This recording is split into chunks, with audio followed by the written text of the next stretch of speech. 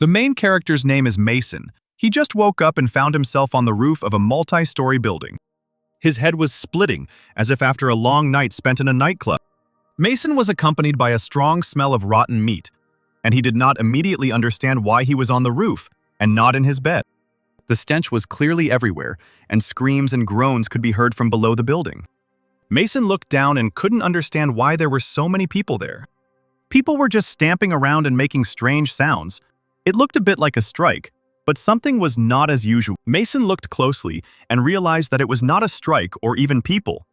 It was a crowd of rotting zombies. As soon as Mason realized this, he was thrown off the edge of the roof.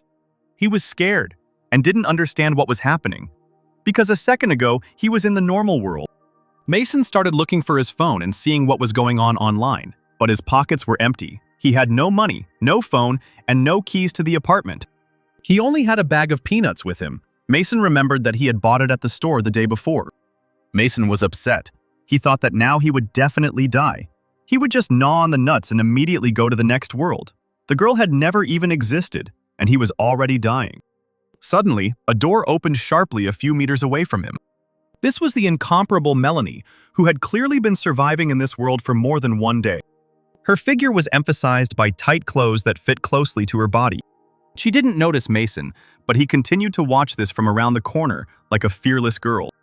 At first, Mason didn't understand what to do, but he couldn't help but continue to watch her graceful, alluring gait. Melanie walked up to the barrel and pierced it with a knife. Water splashed out of her and began to flow down her body. Melanie slowly unbuttoned her latex top to let the water wash over her ample breasts. She washed the caked blood and dirt from her long legs and firm buttocks. Mason watched her, drooling. He had never seen such a sexy girl. Mason lost his balance on one leg, and a stone flew out from under his boot. Melanie heard it right away, because surviving in this world had taught her to be sensitive and always ready for a fight. Before she could even button her clothes, she immediately rushed towards Mason. Having reached the corner, she saw Mason lying on the ground, confused, who only managed to say hello to her, and immediately received a good right hook to the face. Melanie took out her gun and pressed it to Mason's forehead, ordering him not to move, and Mason began to beg her for mercy. He didn't want anything bad. Melanie, without removing the gun from his face, immediately asked who he was and what he was doing here. Mason didn't even think about his life. His gaze was fixed on Melanie's feet, which were at once so close and so far away from him. Melanie looked closely at Mason and realized he was looking at her buttocks, not her face. For this, Mason gets another good punch in the face. He started to piss her off, and Melanie was ready to cut him into small pieces and feed him to those rotten zombies that had gathered downstairs. But the powerful, huge zombie behind her simply didn't let her finish what she started. She heard him approaching and ready to attack. Melanie managed to jump back in time. It wasn't a surprise to her, but Mason clearly didn't expect to see this, and only had time to think that he had at least managed to get a good look at the beauty before he died. The monster bully immediately started with the defenseless Mason. Mason initially thought that the monster belonged to Melanie, and said that although he was looking at her curvaceous figure, he couldn't kill him for that. But Melanie understood perfectly well the danger that lay before them, and began to shoot. Bullets flew from both of Melanie's hands like in a real blockbuster. The mutant's skull was too thick for bullets to penetrate. However, she hit him in the eye and now he is just swinging his claws. But if he continues swinging like this and smashing everything around, he can attract a crowd of low-level zombies, which will definitely lead to a disaster. He should not have been allowed to do this. His upper body is huge, leaving little support for his lower body, and his right leg appears to have been broken before birth, making him a slow mover. Melanie analyzed the situation and got out the bandsaw. It had very sharp teeth and was designed specifically for fighting giant zombies. Now the mutant rushed at her, and judging by his size, he could simply crush her with one blow. Mason started screaming and asking her to get out of there quickly. But Melanie was clearly not a timid girl, and had no intention of running away. She rushed to attack the huge mutant. With one swing of the bandsaw, she cut off his leg. The mutant was not agile, and without one leg he simply fell to the ground, and Melanie jumped on top and was able to hug his neck with a bandsaw. One sharp movement, and the zombie's head was already lying on the ground. Mason was shocked by what he saw, and would never have believed that a small, fragile girl could do such a thing to a huge zombie. And Melanie had just taken out the mutant's core, which was of pretty good quality, from his body. Melanie got off the zombie and was unhappy with only one thing. She had just taken a shower, and now she was covered in rotten blood again. Melanie noticed Mason, who was squatting with his back to her, and asked why he was so cowardly and which camp he was from. Mason didn't believe that this was reality. He ate nuts and thought that this dream was very realistic. Now he will sleep it off and wake up in his bed. Melanie walked closer and took the peanut from Mason like she was a small child. Melanie looked at the nuts with bated breath and asked where he got the valuable longevity nuts from. Mason said that if she wanted some nuts too, she could have just asked instead of taking them all. Melanie, fed up with this frivolous conversation, put a bandsaw to Mason's neck and repeated her question about where he came from and where he found such rare food. The cold touch of the saw and the searing pain Mason felt when he cut himself made him finally realize that all of this was real. He introduced himself and said that the peanuts were just a snack that he bought at a regular supermarket. Suddenly, a bullet pierced Melanie's leg. They hadn't yet had time to realize it, and the pain from the bullet in the leg had just begun to reach Melanie when a whole hail of bullets rained down on them. They hid behind the wall. Mason was terrified. This had never happened to him in real life. Melanie's leg was bleeding profusely, and he said that Melanie urgently needed medical attention. Melanie realized that there was a reason why there were more zombies in this area. People had appeared here. Meanwhile, a group of bandits were discussing from the roof of another building that it was a great idea to lure zombies here so that Melanie could kill them, and then they could profit from the easily obtained cores. One of the bandits was a little scared when he saw Melanie dealing with the zombies and asked the leader if she would come for them to avenge the bullet in her leg. The boss said that there was cadaveric poison in this bullet, and now Melanie's death will not be long in coming.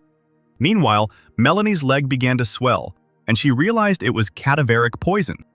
Melanie said that even though her body had evolved and she now had immunity, this poison was much more serious than a normal infection, and this time she could die. Realizing this, Melanie began to cry and told Mason that people from the 17th camp were shooting at them. They needed the zombie fruit that she got. If they met them, they would definitely kill them. Mason asked in horror what they should do now. Melanie said she could hold them off long enough for Mason to escape, but what would happen to Melanie? Melanie said that there was cadaveric poison in her, and only penicillin could neutralize it. If Mason didn't leave, then very soon Melanie would turn into a zombie, and then Mason would definitely not be able to leave. She asked Mason to find her sister and tell her to run away, because without her protection, the bandits from the 17th camp would catch her and do something terrible to her. And if she ran away, she would at least have a chance. Mason said he might be able to find penicillin and save her, but Melanie said it was practically impossible because it was one of the rarest things in the world. Melanie threw a few smoke bombs and said that she would shoot back, and when the smoke rose, Mason could escape through the door she had entered through. She gave Mason a note and said that her sister was here, and when he found her, they absolutely had to run. Melanie started shooting back and ordered Mason to run.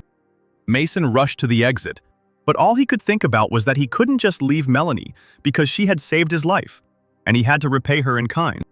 Mason just thought that he wanted to return to his world because penicillin is available in any pharmacy, and immediately the system worked, and a voice in his head asked if he really wanted to return to his world. Mason asked the system again if he could return back if he were transported to his world for a while. The program replied that he could return at any time. Then Mason said that he needed to move to the real world right now. Mason woke up in a hospital bed. The voices of passers-by and motorists could be heard from the street. The world was as before, and the foul smell was no longer there. Mason walked out into the hospital corridor, where life went on as usual. Mason ran headlong down the corridor. He ran quickly and shouted only one word: penicillin. Meanwhile, Melanie was sitting on the roof. The poison consumed Melanie piece by piece. She thought of only one thing. She wanted Mason to definitely get to her sister and warn her of the danger. The shots stopped, and the bandits thought that Melanie was no longer able to fight them off. Their boss said it was time to reap the fruits of their labor. Mason was stopped by a nurse and told that he couldn't run in the hallways. He saw the nurse with a tray of pills. Without thinking twice, Mason grabbed all the pills under his shirt, after which he immediately started running, not reacting in any way to the nurse's cries, and started running again. He told the program that he urgently needed to be transported to another world.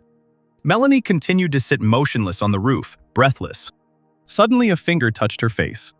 Luckily, it was Mason. He asked if she was still alive, to which Melanie simply turned to face him. But Melanie didn't like it.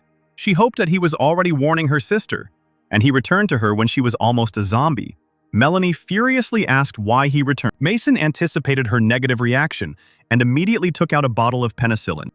He said he had come to save her and took a bottle of penicillin with him. Melanie couldn't believe her eyes where he got it from. Mason asked her to ask fewer questions. She need not worry, it was real penicillin. It was too early to die. They would get out of here together in their right minds and with a clear memory. After these words, Mason handed her a pill.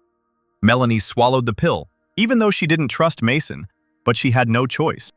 A few minutes passed and Mason asked her how she was feeling. Melanie examined her leg. It was back to normal, and there were no signs of infection. Melanie couldn't believe that the poison had been suppressed in such a short time. What kind of penicillin it was? Just as Melanie had put her boot on, the door to the roof opened. These were the same bandits. Their boss ordered to find the little creature and take the monster's core. And if you're lucky, you can have some fun if it's still warm. Melanie came around the corner with a bandsaw and asked if that was the one they wanted to have fun with. She said that she was just about to start looking for them, and they came to her themselves. How is this possible? How could she survive? The bandits clearly decided to escape from there as quickly as possible. Mason was waiting for Melanie in the apartment. Terrible sounds of violence were heard from above. He thought that she clearly wouldn't need help. On the table, he found a notebook, lying neatly in the corner. Mason started to leaf through it. It was a personal diary. But who would write something like that? It's the 21st of July, 2080. It's sunny outside. The plump young woman from the house across the street has gone out into the street again to hang out her clothes. She appears on the street from time to time, a trifle, but nice. And what a figure she has. July 22nd, partly cloudy. Today, a new manager was transferred to the company, who was seated next to me. She must work out a lot because her butt is just out of this world. Maybe I don't like the woman from the house across the street that much. The new girl's butt just makes you drool. There are rumors of a virus outbreak in a neighboring town, but I hope it doesn't reach them. Something happens to the girl. Her body becomes covered in spots. She becomes not herself. The guy sits in horror under the table and watches his manager's transformation. And so they began to appear in the real world, unexpectedly, gradually, without warning. The company was immediately closed for quarantine. They even limited me to 4 walls and didn't allow me to leave. July 24th. A virus had hit most of the city. Residents were left with minimal provisions. Calls to the people responsible for my confinement went unanswered. If this continued, I could simply die of hunger. On July 25th, despite the ban on leaving, I broke the door lock and decided to find food on my own. However, I was overcome with horror when I came out. The city was destroyed and seemed abandoned. When I arrived at the supermarket, there were real fights over food. People went crazy with vandalism and looting, grabbing whatever they could. After I managed to get some food and medicine, I saw the infected biting people. On August 22nd, 2 days ago, the television signal suddenly went out, and the presenter on the last recording said that no one would come to help, and we could only help ourselves. I even thought it was a little funny.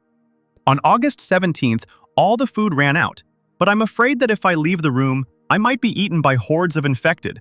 The last few days, I've been filling my stomach with water and really missing the manager's juicy ass. Suddenly, I heard the screams of a woman from the neighboring house, whom I periodically watched from the window. Her own husband attacked her and stabbed her to death. I just couldn't believe it. My own husband killed my neighbor. He sat over her corpse. What was he doing there? He seemed to sense my intense gaze and began to turn around. Drops of blood dripped from his mouth. I quickly bent down and hid so that he wouldn't have time to notice me and come after me. On August 19th, after 4 days without food, I was simply dying. And when I was already in complete despair, someone knocked on my door. This man was looking for penicillin. He exchanged a huge pile of food for my penicillin. It really worked better than the most powerful antibiotics. It was even hard to believe that antibiotics didn't work. But some simple penicillin was the most powerful medicine. When I was on the balcony on August 21st, I found a man below who was eating dead zombies. How can he even do that? He took a clot out of their head, which he ate without leaving the zombies, wondering if it was really edible. On August 30th, I discovered that all my penicillin had been stolen. It was my only hope for salvation. On September 1st, I decided to leave this cage-like house. Even if the world around me is full of infected people, I am not going to die of hunger in my room. So I came face to face with a zombie for the first time. I took out a kitchen knife, and there were only two options. Either the zombie would eat me, or I would eat it. This was the last entry in the diary. It seems the author of this diary never survived his first encounter with a zombie. Anyway, the diary gave Mason an understanding of what was happening in this world. People infected with the virus were turning into zombies that ate people. And judging by the current food shortage situation, most people were already infected. And the most important thing here is him. Penicillin is worth more than gold in this world. And the most important thing was that Mason could buy it in his world without any problems. And that meant only one thing. Suddenly, Mason felt a gun at his head again. It was the gangster boss. He now understood how Melanie managed to survive. They had a bottle of penicillin after all. A moment later, Mason was already on his knees, and the boss was looking at the jar of penicillin. It was full. He couldn't believe his eyes. Because if he gave it to his bosses, he would be promoted 3 steps forward. But Mason was not so lucky, because he could go to hell. He immediately realized that he was on the verge of death and said that he still had time. Unexpectedly, Melanie entered the apartment. The boss took Mason hostage and warned Melanie that if she took one more step, Mason would be gone. Melanie said that if he shot, then her reaction would not be long in coming. She demanded that Mason be released, and then she would leave him alive, especially since it was worth listening to the sounds outside. The noise of gunfire and the smell of fresh human blood attracted a large group of zombies, and if they did not go their separate ways right now, they would all die together at the hands of the rotting dead. The gangster boss's name was Logan, and he knew perfectly well that the encounter with the zombie group could be his last. But at the same time, he didn't want to let go of such a golden guy as Mason. Logan was wondering what the right thing to do was, while Melanie continued to demand that Mason be released. She killed so many of Logan's brothers, he promised revenge. Logan pushed Mason into Melanie and released the harpoon, catching himself on a nearby building. He began to climb the chains to the neighboring building using automatic propulsion, and promised that the next time they met, he would cut Melanie into pieces and feed her to the zombies. Mason, meanwhile, was already calm and pressed his face to Melanie's chest. Melanie asked Mason if he would let go on his own, or if he needed a little help. The city was enveloped in a dark night. Hordes of zombies continued to wander aimlessly through the streets. Melanie looked out the window and said that they were far enough away from these walkers that after they rested a little, they could hit the road again. Melanie looked at Mason with her bright blue eyes and said that she wanted to clarify a few things. Firstly, who he was and where he got such rare things as peanuts and penicillin, which ordinary people have not had for a long time. Mason didn't answer right away. He thought that even though Melanie looked like a very capable girl, she would never reveal her cards, which meant that he shouldn't reveal his cards right away either. He needed to somehow dodge the answer. Mason sat down on the table and tossed Melanie a pack of penicillin. Melanie hadn't seen him for so long that it felt like she was holding not penicillin, but a large piece of gold. Mason said she could have the entire jar as payment for saving him. And if Melanie promised to follow him and protect him, she could get more. Melanie asked Mason again how serious his intentions were. He said that if Melanie agreed, he would give her not only penicillin, but also many other valuable things in this world. Melanie couldn't believe he had anything more important than penicillin. Mason began to tell a very tasty story. Steamed lamb, bear paw, roast duck and chicken, steak, burger. Roast goose, marinated salted duck, chicken and sauce, bacon, preserved eggs, dried meat, sausage, smoked chicken with white belly, steamed pork.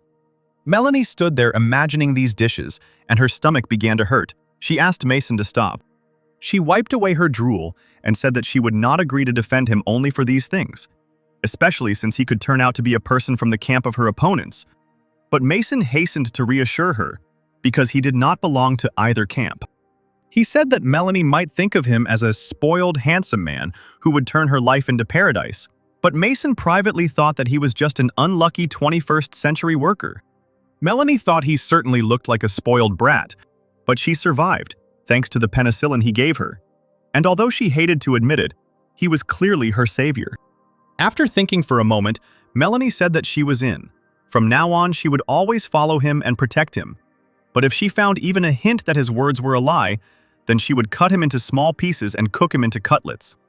Mason was pleased with himself, because he had earned the trust, and now the accompaniment of a beautiful girl. And now she would always be with him. And maybe he would finally have physical intimacy with a real girl. Mason said that now that they had a verbal agreement, he wanted to ask something, namely, what had happened to the world. Melanie, like a true school teacher, began to conduct a mini tour of the world. The culprit behind the end of the world is a virus that has turned normal people into zombies, with the infection rate reaching approximately 80%, reducing the planet's population from 9 billion to 1, and the rest of the people have become the walking dead. The zombie core has both herbal and mineral properties. When ingested directly, it provides the body with a large amount of energy for a short period of time, but if prepared as an evolution potion, it has the ability to evolve with various effects on the body. Evolution potions come in 3 levels. The first level provides a 20% evolution chance, the second level 30%, and the third 35%, and can be used individually or together to increase your chances of evolving. Due to the virus's rapid adaptation, good, powerful antibiotics quickly became ineffective. Penicillin, in particular, could consistently and quickly destroy the infection. But because the microorganisms that synthesize it also mutated, penicillin became an especially valuable life-saving drug. As soon as the virus began to infect humanity, and people realized that it was impossible to defeat, people began to unite into groups. Currently, 3 organizations operate in the city: Camp 17, Earth Construction, and Ascending Together. The group they met earlier was from Camp 17. They are real bandits, openly burning, killing, and robbing everyone in their path. Have a thirst for all kinds, including women. Their leader kills for pleasure and even feeds on human flesh. Mason thought a little about all of Melanie's words, and in general, the situation in the city was clear to him. Melanie looked outside and said that there were a lot of zombies around, and since Mason didn't know how to do anything, they should look for a place to spend the night and leave only at dawn. Mason sat on the bed, and Melanie sat next to him on the sofa.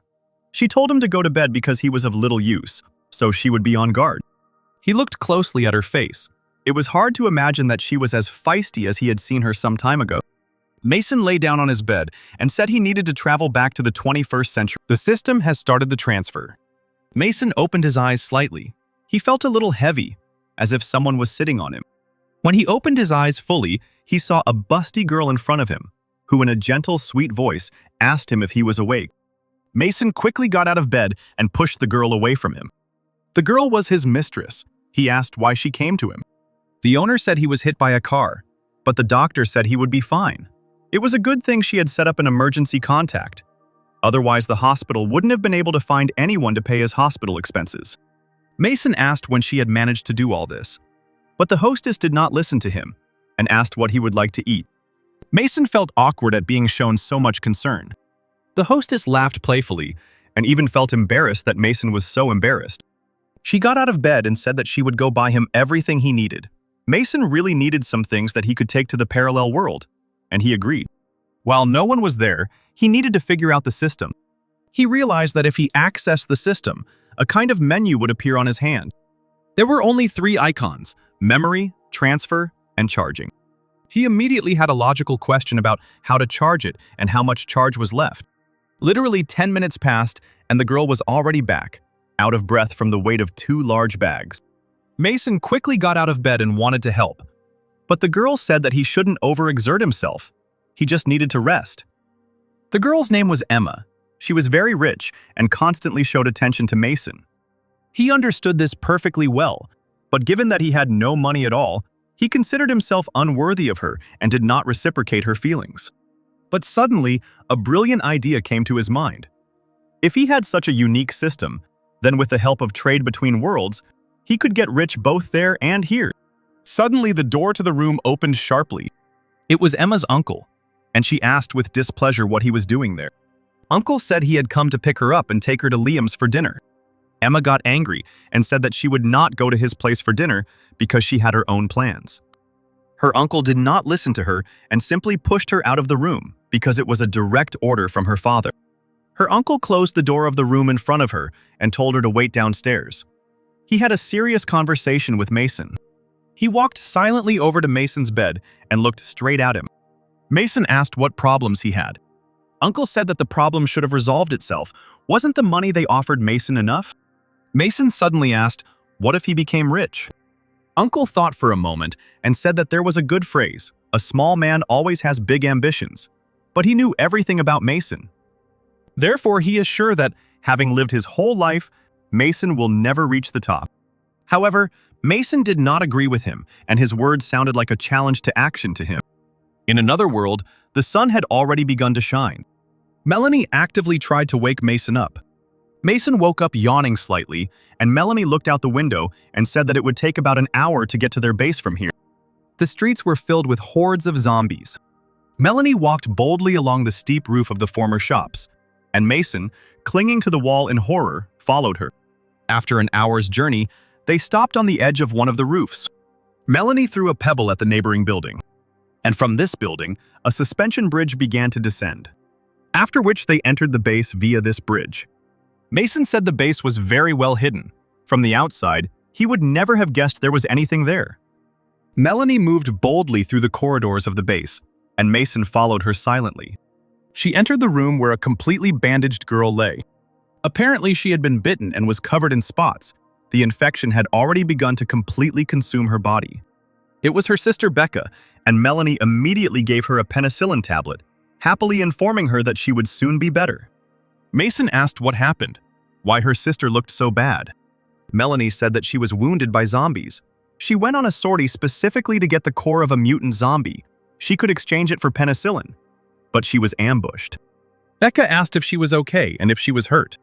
Melanie said she was fine, and that she had brought a friend who had gotten them penicillin. And if it hadn't been for him, they would never have met again. Even though Becca hadn't seen Mason, she immediately thanked him for saving her. He felt a little uncomfortable since he had gotten the medicine quite easily. He was amazed at how two fragile girls could survive in such a terrible world. Melanie prepared food and handed the plate to Mason. He was very happy about this because they had been on their feet all day. He quickly pounced on the food and began chewing. But he immediately spat out the entire contents into the trash can. Melanie happily devoured the contents of her plate and asked Mason in surprise if he really didn't like it at all. Mason almost threw up and asked if they always ate this here. He even started to cry a little. Melanie asked again if the food she had prepared was really that bad. Mason said that they should stop eating such garbage. Melanie replied that she had a hard time fishing all of it out of the river. Mason began to look through his pockets and ask Melanie to open her mouth. What Mason put in her mouth was simply delicious. This rich, milky taste is simply divine sweetness. Melanie froze and didn't move. Even though there was a storm of emotions in her head, Mason waved his hand in front of his face and said that it was an ordinary toffee. Melanie finally came to her senses and said it was amazing. He must have had one more candy, and he immediately began looking for it in his pockets. He put the second candy in Melanie's mouth. Melanie closed her mouth greedily and began chewing right along Mason's fingers. It was truly delicious. Mason was already a little afraid of her. She asked if he could get more of these candies. Now Mason was careful not to put candy in her mouth and put everything he had on the table. Melanie immediately gave one candy to her sister. The candy melted in her mouth and filled her not only with energy, but also with positivity. She immediately asked where such a treat came from, to which Melanie replied that their friend gave it to them. The swelling began to slowly subside from Becky's face after she took the pill, and the candy brought back happiness and the desire to live. Mason felt sorry for these girls. They were happy with such simple things. He couldn't stand it and dumped all the food he had on the table. Melanie couldn't believe her eyes. These were the delicious treats she had so often read about in books. "Is this really all for the two of them?" Melanie asked, to which Mason replied that they shouldn't worry because he still has many like him. She thought for a moment and decided to thank him. She took out a filled bag and handed it to Mason. He asked what was in it. Melanie said that these were all the cores she had managed to collect, and now they belonged to him. As soon as she handed him the cores, the seal on her left hand began to burn, Could they be connected somehow? Mason agreed to take them, but asked again if she was sure that she wanted to give them all at once. Apparently, it was a very valuable thing. The penicillin he gave them saved their lives, and the same food costs much more, but later she will collect more kernels and pay off the entire debt. Mason took the bag of kernels and asked if they had a toilet. Melanie said it was around the corner. He went into the toilet, which was just a hole in the floor, which was obviously very deep. But there was nothing else to wait for, so Mason set about executing the plan. While he is alone, it is time to study how the nuclei and the program interact in his body. He brought one core to his hand, and it began to be sucked inside. A second later, it disappeared completely. The voice in my head said that the charge was replenished, the transfer possibilities were +2, the total number of transfer possibilities was 3. Mason decided he needed to recharge some more. While he was refilling the charge again and again, the cores began to spill out of the bag into the toilet. The charge has already been replenished to 9 transfer capabilities. Mason decided that 9 were enough for now, and the remaining cores. He looked closely at the bag and was surprised where the rest of the cores were. Mason looked into the toilet and realized that they had all spilled into the toilet, which was smelling terrible.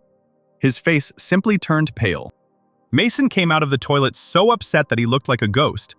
Melanie immediately asked what happened to him, to which he replied that he just had digestive problems. Melanie put the porridge she had prepared back on the table and said that Mason needed to eat to regain his strength. Mason didn't understand why they had to eat that again when he had given them so much delicious food. But Melanie said that it was impossible to eat such valuable food every day, especially since she tried so hard and caught the ingredients from the river. It was impossible to let the good stuff go to waste. Mason stopped Melanie and said that there was no need to save money. If needed, he would bring more. She devoured her porridge and said that he had given them all the food he had. She didn't know he had any supplies in the system's storage, and getting more food right now would be very strange. But his supplies were clearly not enough for the 3 of them to last a few days, so they needed to go back and grab more. Mason made up a story. He said that he was a merchant, and supplies were constantly brought to him for trade, so there would always be enough food. But why didn't he say this right away? Mason said that he didn't trust Melanie right away, but tomorrow he would go for the goods and bring more food. A new day has dawned. Mason said he would go get the goods, but Melanie stopped him. She put a revolver in his hand. But why is this revolver so small? Melanie replied that it doesn't matter at all. The main thing is that it is suitable for stealth killings. Mason thanked her and said that he would be back very soon. Immediately after the door slammed, Becca got out of bed. Melanie was pleasantly surprised and said that the pills that guy brought worked very well. Becca took off her bandages and asked Melanie to follow him to see where he was going. His behavior and appearance are not like those of the locals, and he also knows very little about our world. The words about him being a merchant are most likely just a lie, to distract attention. Although he is extremely generous to them, it is too early to trust him. Mason walked for a long time through the city buildings. He went into some room, looked around. It seemed like no one was following him, and he could get down to business. It's time to move to the real world. He woke up in the hospital again and decided it was time to be discharged, as he had no money at all for such a long stay in the hospital. This month, he couldn't find a job again.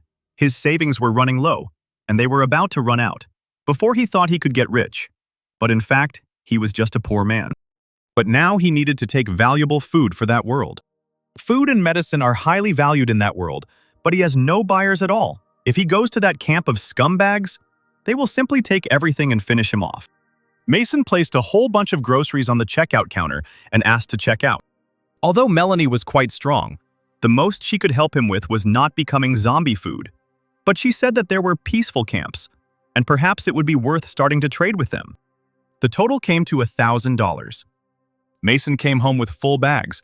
There was still enough space in the system storage. He needed to grab a change of clothes. For one move, he needed half a core. He needed to try to save them. He remembered that toilet with regret. He really shouldn't have been so economical if all the kernels hadn't spilled into it. Melanie peered into the distance and tried to figure out where Mason had gone, but he just seemed to have disappeared. Had she really been that bad at keeping track? She stood on the roof of the building and believed that here she had an excellent place for observation. Here she would be able to understand where he went. Mason moved back, more prepared. He decided to put some of the things in a backpack so that they wouldn't suspect anything. Last time there were much fewer zombies here. It would have been better to get around them somehow. But the further Mason went, the more zombies accompanied him. He was already at the edge of the roof, but there was a whole horde of zombies there. It was clearly impossible to get through here. In front of him, there were only a few wires that could be used to get to the next building. He thought it was better not to take any risks and go back. However, some zombies had already climbed onto the roof and were following his juicy, tender body. He had to come up with something quickly because the satisfied zombies were running after him. One of the zombies pushed him off the roof. He began to fall quickly, and food flew all over the area. However, at the last moment, Mason quickly managed to grab the wires, and the zombies simply fell down. Mason began asking to be transferred to the real world. But the program said that at the moment the passive climbing ability is used, there is room for improvement. Mason was hanging onto the wires with all his might. The program said that he had 7 skill points. The cost of upgrading was 1 skill point, and upgrading again cost 2 points. Mason didn't listen to the program at all and shouted, "Improve," twice. The system reported that the passive climbing ability had been improved by 2 levels. 3 skill points had been spent. It was awesome. Now Mason could hold the wire with one hand. It was just a miracle. He could also walk on the wire just like on the ground. Maybe now he is a real Spider-Man. He crawled along the wire, mimicking Spider-Man, and Melanie quietly watched him. She thought that Mason was just a softie, but in fact he was very clever. After all, Becca was right. He is not as simple as it might seem at first glance. Mason finally jumped onto the roof of another building. That road was filled with zombies. He decided to climb higher to find another way to the base. He looked around and decided to climb another building. Mason immediately began to climb the building's cliffs. He was curious if there were any other skills in this system, and he wanted to try them out as soon as possible. On one of the floors, Mason stopped and looked out the window. The building was filled with walking office dead. They saw Mason in the window and immediately rushed to attack, but the glass did not allow them to do so. He didn't climb any higher and decided to look at them up close, being confident that the glass would prevent them from reaching him. However, the crowd of office zombies didn't think so. Under the weight of their bodies, the glass cracked. And that's when Mason realized that not everything was as wonderful as he thought. The glass broke and he fell. He managed to grab the edge of the floor and began to fight off the zombies with his other hand. With one wave of his hand, he cut off the zombie's head. His arms became so strong that he could easily cut off a zombie's head with one blow. The second zombie, and immediately the second blow. The head came off, just like the first zombie. However, Mason realized that even if he was Edward Scissorhands, he simply couldn't cope with such a crowd of zombies. It's time to get out of there as quickly as possible. It was a rather dangerous game because if they pierced even a little bit of skin, you can say goodbye to your life. In this world, it was clearly not worth showing off. By the way, Mason felt like it suddenly became easier to move around. Where did the backpack with food go? The backpack fell along with all its contents. Mason even started to cry. Why does it always turn out like this? He didn't bring anything back from this trip. All his valuables were lost, but he spent all his hard-earned fortune on them. He was going to save this money for his funeral, and he couldn't just say goodbye to it. He simply had to return it at any cost. He climbed to the window again and lured the zombie with his fresh, tender, fleshy hand. Zombies, like animals, began jumping out of the window in the hope of feasting on his hand. The office zombies decided to fly a little bit for the last time. It seemed like all the zombies were already in flight. Mason's arm even went a little numb from so many, but it looked like the zombies were gone. Mason climbed into the building and took his backpack. He thought that there was no need to be afraid of them. You just need to use the right trick. But something was clearly moving quickly behind him. He definitely saw a red shadow, or maybe he just imagined it. It wasn't just a shadow. It wasn't even just a zombie. It was a mutant. Moreover, he was very fast and agile, and he was also eager to taste Mason. The mutant hovered over Mason, and he had absolutely no idea what to do. Drops of blood from his mouth began to drip onto Mason's face.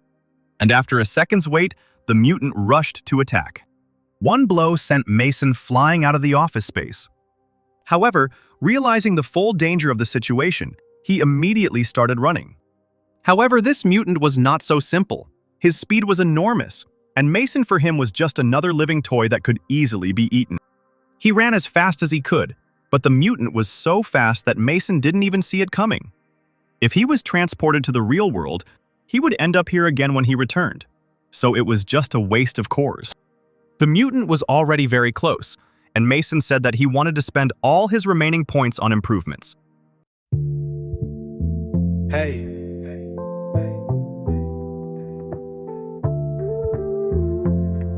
Yo.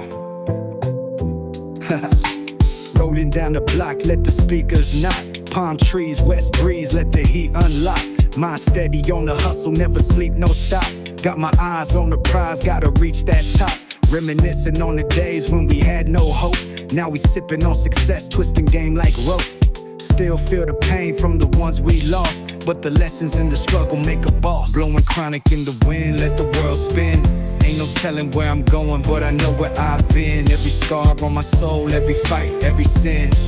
I just ride with the vibe, let the light shine in. OGs taught me game, now I preach that truth. From the cradle to the grave, gotta lace my youth. Ain't no fairy tales here, just the way we live. Trying to balance out the pain with the love I give. Every night city lights paint the sky like dreams, but the demons in the dark whisper coldest schemes. So I keep my circle tight, real ones by my side. Through the lows, through the highs, we gon' ride. Blowing chronic in the wind, let the world spin. Ain't no telling where I'm going, but I know where I've been. Every scar on my soul, every fight, every sin. I just ride with the vibe, let the light shine in. One love to the struggle, one love to the game. One love to the lost ones still calling their names. Through the fire, through the rain, real G's don't fold. Chronic vibes in my soul, let the story be told.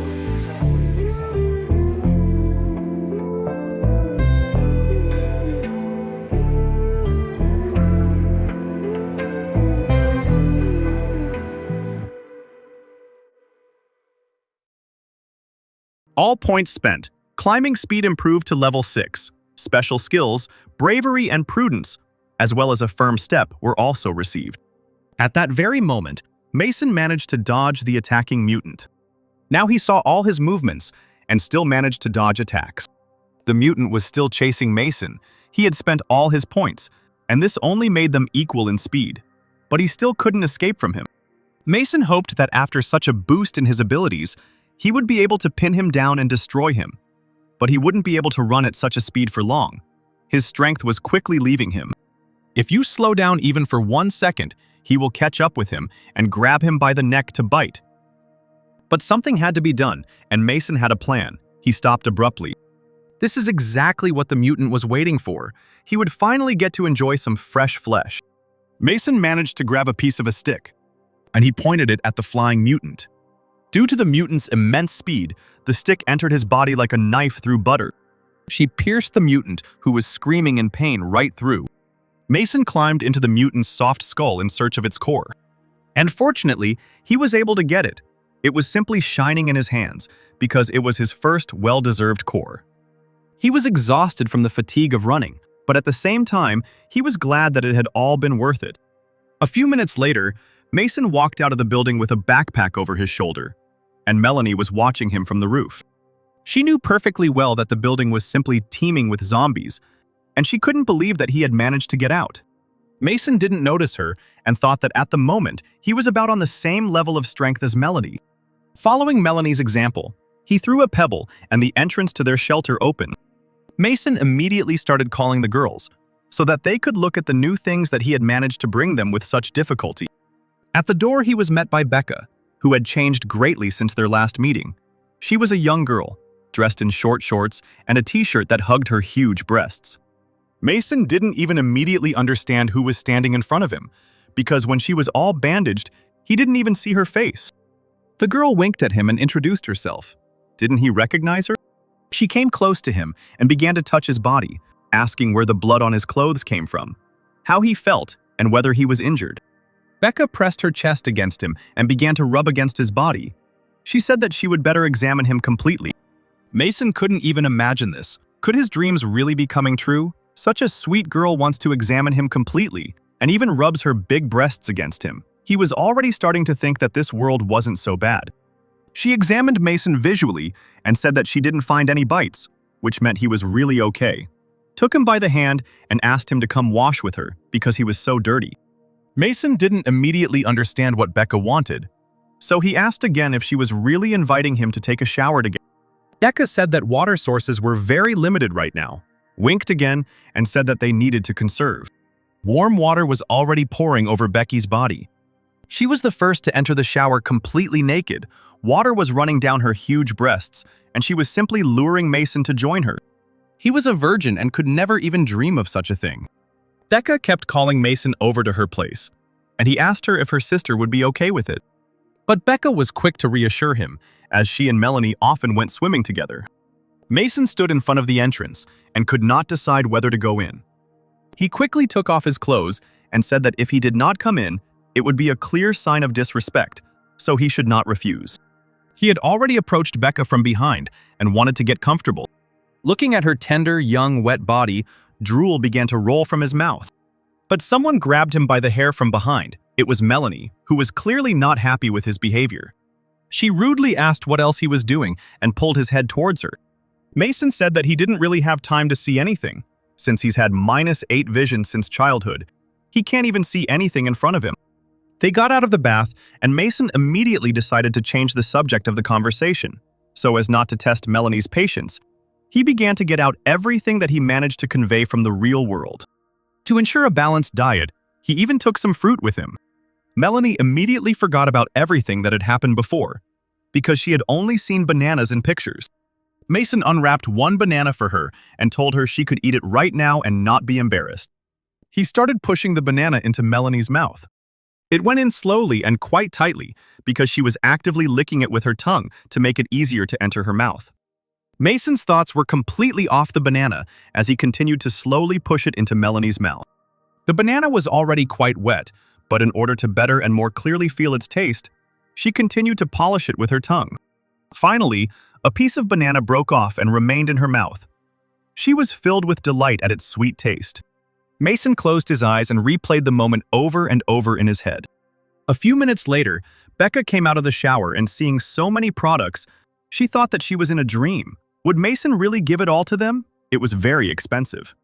But Mason said that he understood perfectly well the value of these things in this world. But he had promised to be generous to them if they would protect him.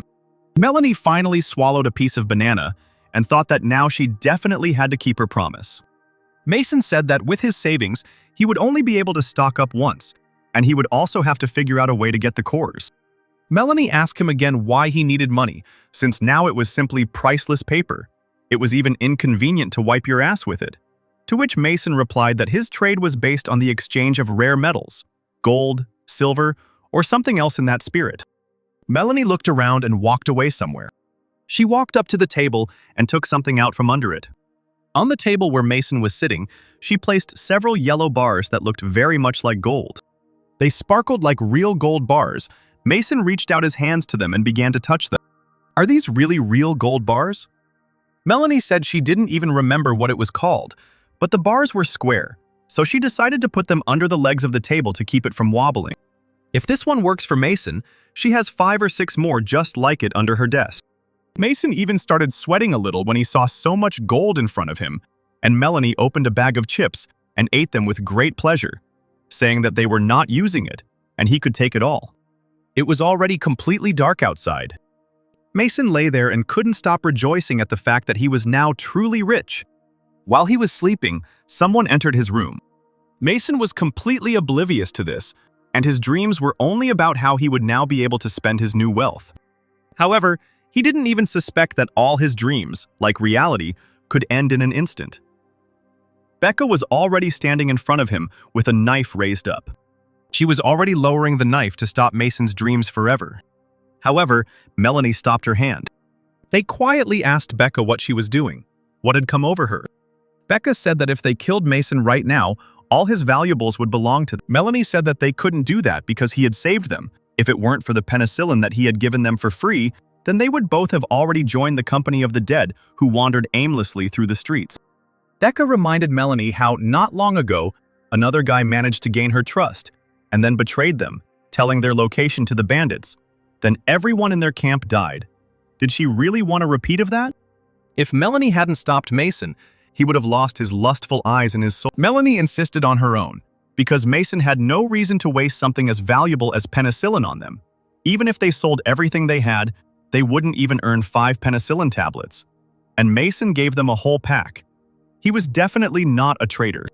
Suddenly, Mason himself interrupted their conversation and asked what they were whispering about. Becca, without thinking twice, jumped into his bed and told him that she wanted to sleep with him. Mason didn't even suspect her intentions and said that she didn't even need to ask about it because he would gladly take her to his bed. Melanie wanted to save him from death and said that she also wanted to sleep with him. Mason couldn't even believe that he was so lucky and said that there was enough space for both girls. Mason's happiness knew no bounds. Who would have thought that 2 pretty young girls would sleep with him just because he brought them some food from the supermarket? Becca lay down, pressed tightly against him, and Melanie lay like a tin soldier, not sharing Becca's opinion at all. As soon as Mason fell asleep, Becca took a sickle from under the blanket. She wanted to finish Mason off unceremoniously with one blow. But Melanie kicked the sickle out of her hands. Melanie's foot not only knocked the sickle out of Becky's hands, but also struck Mason right in the stomach. He woke up again and asked why Melanie sat on top of him. Melanie said she wanted to sleep with him alone. In this case, she would be able to ensure his safety if someone suddenly wanted to attack him. Mason agreed with her, because safety came first. And yet, the night passed without injuries for Mason. Becca sat down next to Mason and asked him how much he had evolved. Mason replied that he was just an ordinary handsome guy and had not evolved at all. Then Becca asked him how he managed to climb the skyscraper. Mason immediately asked how she knew this. She said she had a pretty keen sense of smell, and when he came, she could smell everything. She started pretending to be a shy little girl and said that only the strongest evolved people could get out of that building alive, and how Mason did it. For now, he couldn't talk about the program, he could only lie. He said that yesterday he got a little lost, and only thanks to the revolver that Melanie gave him, he was able to survive. This meant that Mason was a good shot, and Melanie suggested that he try shooting at the range. Mason began shooting clumsily, but missed the target even once. Melanie asked if he was aiming for the target. How could he shoot so badly? He even held the gun incorrectly. Melanie came up behind him, took his hand and offered to teach him how to shoot correctly. First, I needed to relax my shoulder. There was no need to keep the body in such a tense state. You need to stand still, and only now can you aim. And only now the shot. A hit, but not exactly on target. Mason was as happy as a child that he was able to hit the target. The program started and reported that an upgrade was available for ranged weapon proficiency. Now it became clear to Mason that there were other skills in the system, but points were needed to improve them. But he had no points left, only 1 core from the Red Mutant. But these points would be better spent on movement. Without thinking twice, Mason asked Melanie if there was a place where he could buy mutant cores. Melanie said that there is a place where you can exchange valuables for cannonballs. It is 2 kilometers from here. Mason was pleased to hear this and asked her to take him there. A few hours of traveling around the city and they were already there. Melanie knocked on the chain link fence and they entered immediately. One-eyed Alex was sitting there reading the newspaper. He was a local merchant who had almost everything your heart desires, but it didn't come cheap. As soon as they appeared in Alex's field of vision, he immediately pointed his gun at them. He didn't immediately recognize Melanie and saw an unfamiliar Mason. She asked him if the old warrior was really afraid of zombies. Alex said that he wasn't afraid of zombies, he was more afraid of living people. Mason got straight to the point, asking if Alex could sell him the cores. Alex immediately asked what he would get for these cores. Mason placed 3 cans of preserves on the table. Alex couldn't believe his eyes. These were canned goods from the beginning of the 21st century. There weren't many left. Alex was just about to take them when Mason intercepted the canned goods from him and said that first, he should show him the cannonballs. The one-eyed man took a drag on his cigarette and said that you couldn't fool him. At first glance, he was a fool, but in fact, he was smart. Mason said that Alex had made the right point at the very beginning of the conversation, that it was not zombies that one should be afraid of, but people, so one should always be on guard. Alex told them to wait. He would bring everything they needed now. He was gone for a few minutes and he put a bag of kernels on the table. He said that these were all the kernels he had, 11 in total. Alex said he would give 2 kernels for a can of expired meat, but Mason had prime meat, so he would give 4 kernels for 1 can, making 12 in total. but he had 11 pieces. So he offered to make a deal now and he would give the rest later.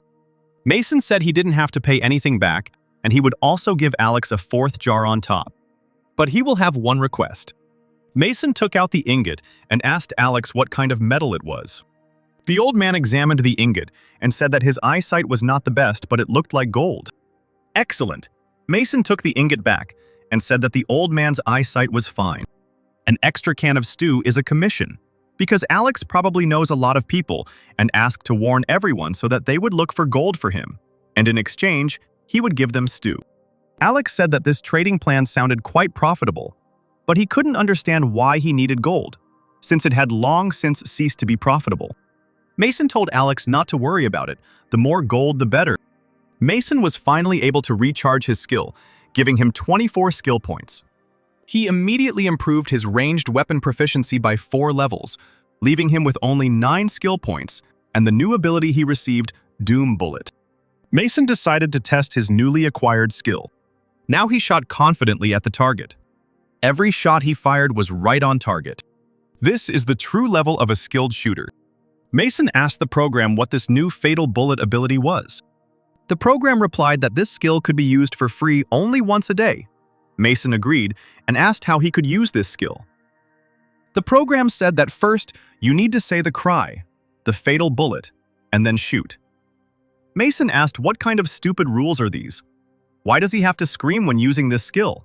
He's not a superhero. The program said that people like to use the name of the technique before performing it. This method has been used for centuries, according to human habit. Mason looked around to make sure no one was watching him. Like a real karateka, he began performing the technique, first standing in a stance. Now the gun goes up. The Fatal Bullet shouted out loudly, after which he immediately fired a shot. Both sisters watched Mason's pirouettes, and they were not quite sure what kind of training he was doing. Mason looked into the distance. The bullet hit the neighboring building. He looked at the place where the bullet hit for several minutes, but nothing happened, and it was unclear what the difference was. As Mason walked inside the shelter, he was thinking that he should study his skills better. He immediately noticed how the girls were tidying up and freeing up a room for him. He immediately noticed that Melanie was carrying 4 huge boxes herself and said that he was ready to help because they were incredibly heavy. Melanie said that she didn't need help because for the evolved, such weight was no problem at all. Mason immediately asked if all the evolved ones were so incredibly strong. Almost all of them, Melanie answered. In any case, they are much stronger than ordinary survivors, but those who were able to evolve are very few. Mason was fired up by the idea and asked what was needed for this, how to become evolved. Melanie thought for a moment and said there were 3 ways to do this. The first way is to survive the infection that entered the blood after a bite, but there were many such cases during the virus outbreak, but now you won't see this. The second way was to swallow the core, and if you didn't get blown up, there was a 10% chance you would become evolved. The third method requires evolution potions. She heard that large organizations have such potions. There it is. Mason was delighted because he could exchange a lot of food for such potions. Melanie said that she could take him to try his luck in the unification of buildings on the mainland. They are not like in the 17th camp. They need benefits, so they might be able to exchange such potions. Mason completely agreed with her and said that they were leaving tomorrow. A new sunny day has arrived. They were already leaving, and Mason asked why Becca was not going with them. And lately it began to seem to him that she was looking at him strangely. But Melanie reassured him, saying that she was looking at him like that because of her poor eyesight. They walked down the street, and Mason noticed that there were more and more zombies near the base. Melanie said that it would be necessary to find time to clear the area of them. Meanwhile, Becca was shooting at the target. She was angry that Melanie wouldn't let her kill Mason. At some point, the neighboring building began to collapse. She looked at this spectacle with surprise, but why it fell apart like a house of cards was unclear. They moved further and further along the city streets. There were a huge number of zombies there. It was necessary to act quietly, so as not to attract the attention of the mutants and the rest of the horde. At some point, they came to a garage. Mason had not been here before. Melanie opened the garage, where a good armored car was parked. She said that she had set up another supply point in this garage just in case. Then they would go by car. And in about 2 hours, they would arrive at the camp of the Association of Builders of the mainland. They were driving fast on the highway, and some zombies were trying to keep up with them. Mason warned Melanie that there were several zombies chasing them, but Melanie didn't care. She was sure they would lose them. Melanie asked if Mason was sure of his decision, because even if he used the highest level potion, there was a chance that he would die. Mason said he wasn't sure, but the main purpose of their trip was to exchange goods. First, they needed to see what they had to trade. According to Melanie, this camp was also some kind of trading organization. But there is no guarantee that they will not be killed and all their goods will not be taken. So at first, you need to trade small things and then see how they react. While Mason was deep in thoughts about trading, a zombie appeared right in front of his face. It was a whole group of red zombies that were quickly catching up with their car. Melanie told him to quickly get his gun out and shoot. With their powerful, sharp hands, the zombies went through the car like a sieve. Mason kept shooting, but he couldn't hit a single zombie. He didn't understand what the problem was. He was a skilled shooter after all. Melanie said that they were super fast red zombies that could dodge bullets. Melanie told Mason to get behind the wheel and drive as fast as he could. They quickly changed, and Melanie was already on the roof of the car. The zombie rushed at her, and she rushed at the zombie, but she still had her saw in her hands. After that meeting, the zombie simply fell apart in half. However, there were a lot of mutants, and this was clearly not going to be an easy walk. Melanie jumped off the car, cutting another mutant in half. She fell onto the asphalt after sliding several meters on her back. However, this was just what the mutants were waiting for. It was incredibly difficult to stand against such a number of powerful mutants. Melanie began to realize that her chances of being wounded were zero, and before the final attack she simply closed her eyes. But as soon as she opened them, she saw Mason in front of her. He stood with a pistol in his hands, and all the red mutants were lying around them. It was of course very dangerous. One more moment, and I would not have made it in time, Mason said. He immediately saw that Melanie had fallen from the roof of the car, and the creatures were rushing at her. Mason immediately stopped the car and rushed to help. He had a well-developed climbing skill, which gave him the ability to develop enormous speed. And if these zombies could easily dodge bullets, then what can they do if a gun is in their face? This was the only way to kill several zombies at once. Melanie realized that Mason was strong. He managed to kill several red zombies at once. His strength was equal to that of a first-level evolved one. At this time, Mason, like a child, began to collect cores from mutants, saying that now he would be able to improve his abilities. He was looking for the cores but couldn't find them. Melanie stopped him. She asked him to look around. Thousands of zombies were moving towards them from all sides. But where did so many of them come from? They were probably attracted by the shots. They clearly needed to leave there as quickly as possible. They both quickly ran to the car, shooting back at the approaching zombies. Mason kept shooting, but Melanie asked him to save his bullets. There weren't enough of them to kill everyone anyway. However, they couldn't drive now either. The car was simply stuck in a huge horde of dead, stinking zombies, ready to die for a piece of fresh human flesh. The entire car was surrounded by an incredible number of zombies who wanted only one thing: to get the flesh of the people inside. Mason asked Melanie how many bullets she had left, to which she replied that she didn't have as many as she wanted. The guy took the magazines out of the gun, and after looking, it turned out that he only had 10 bullets left.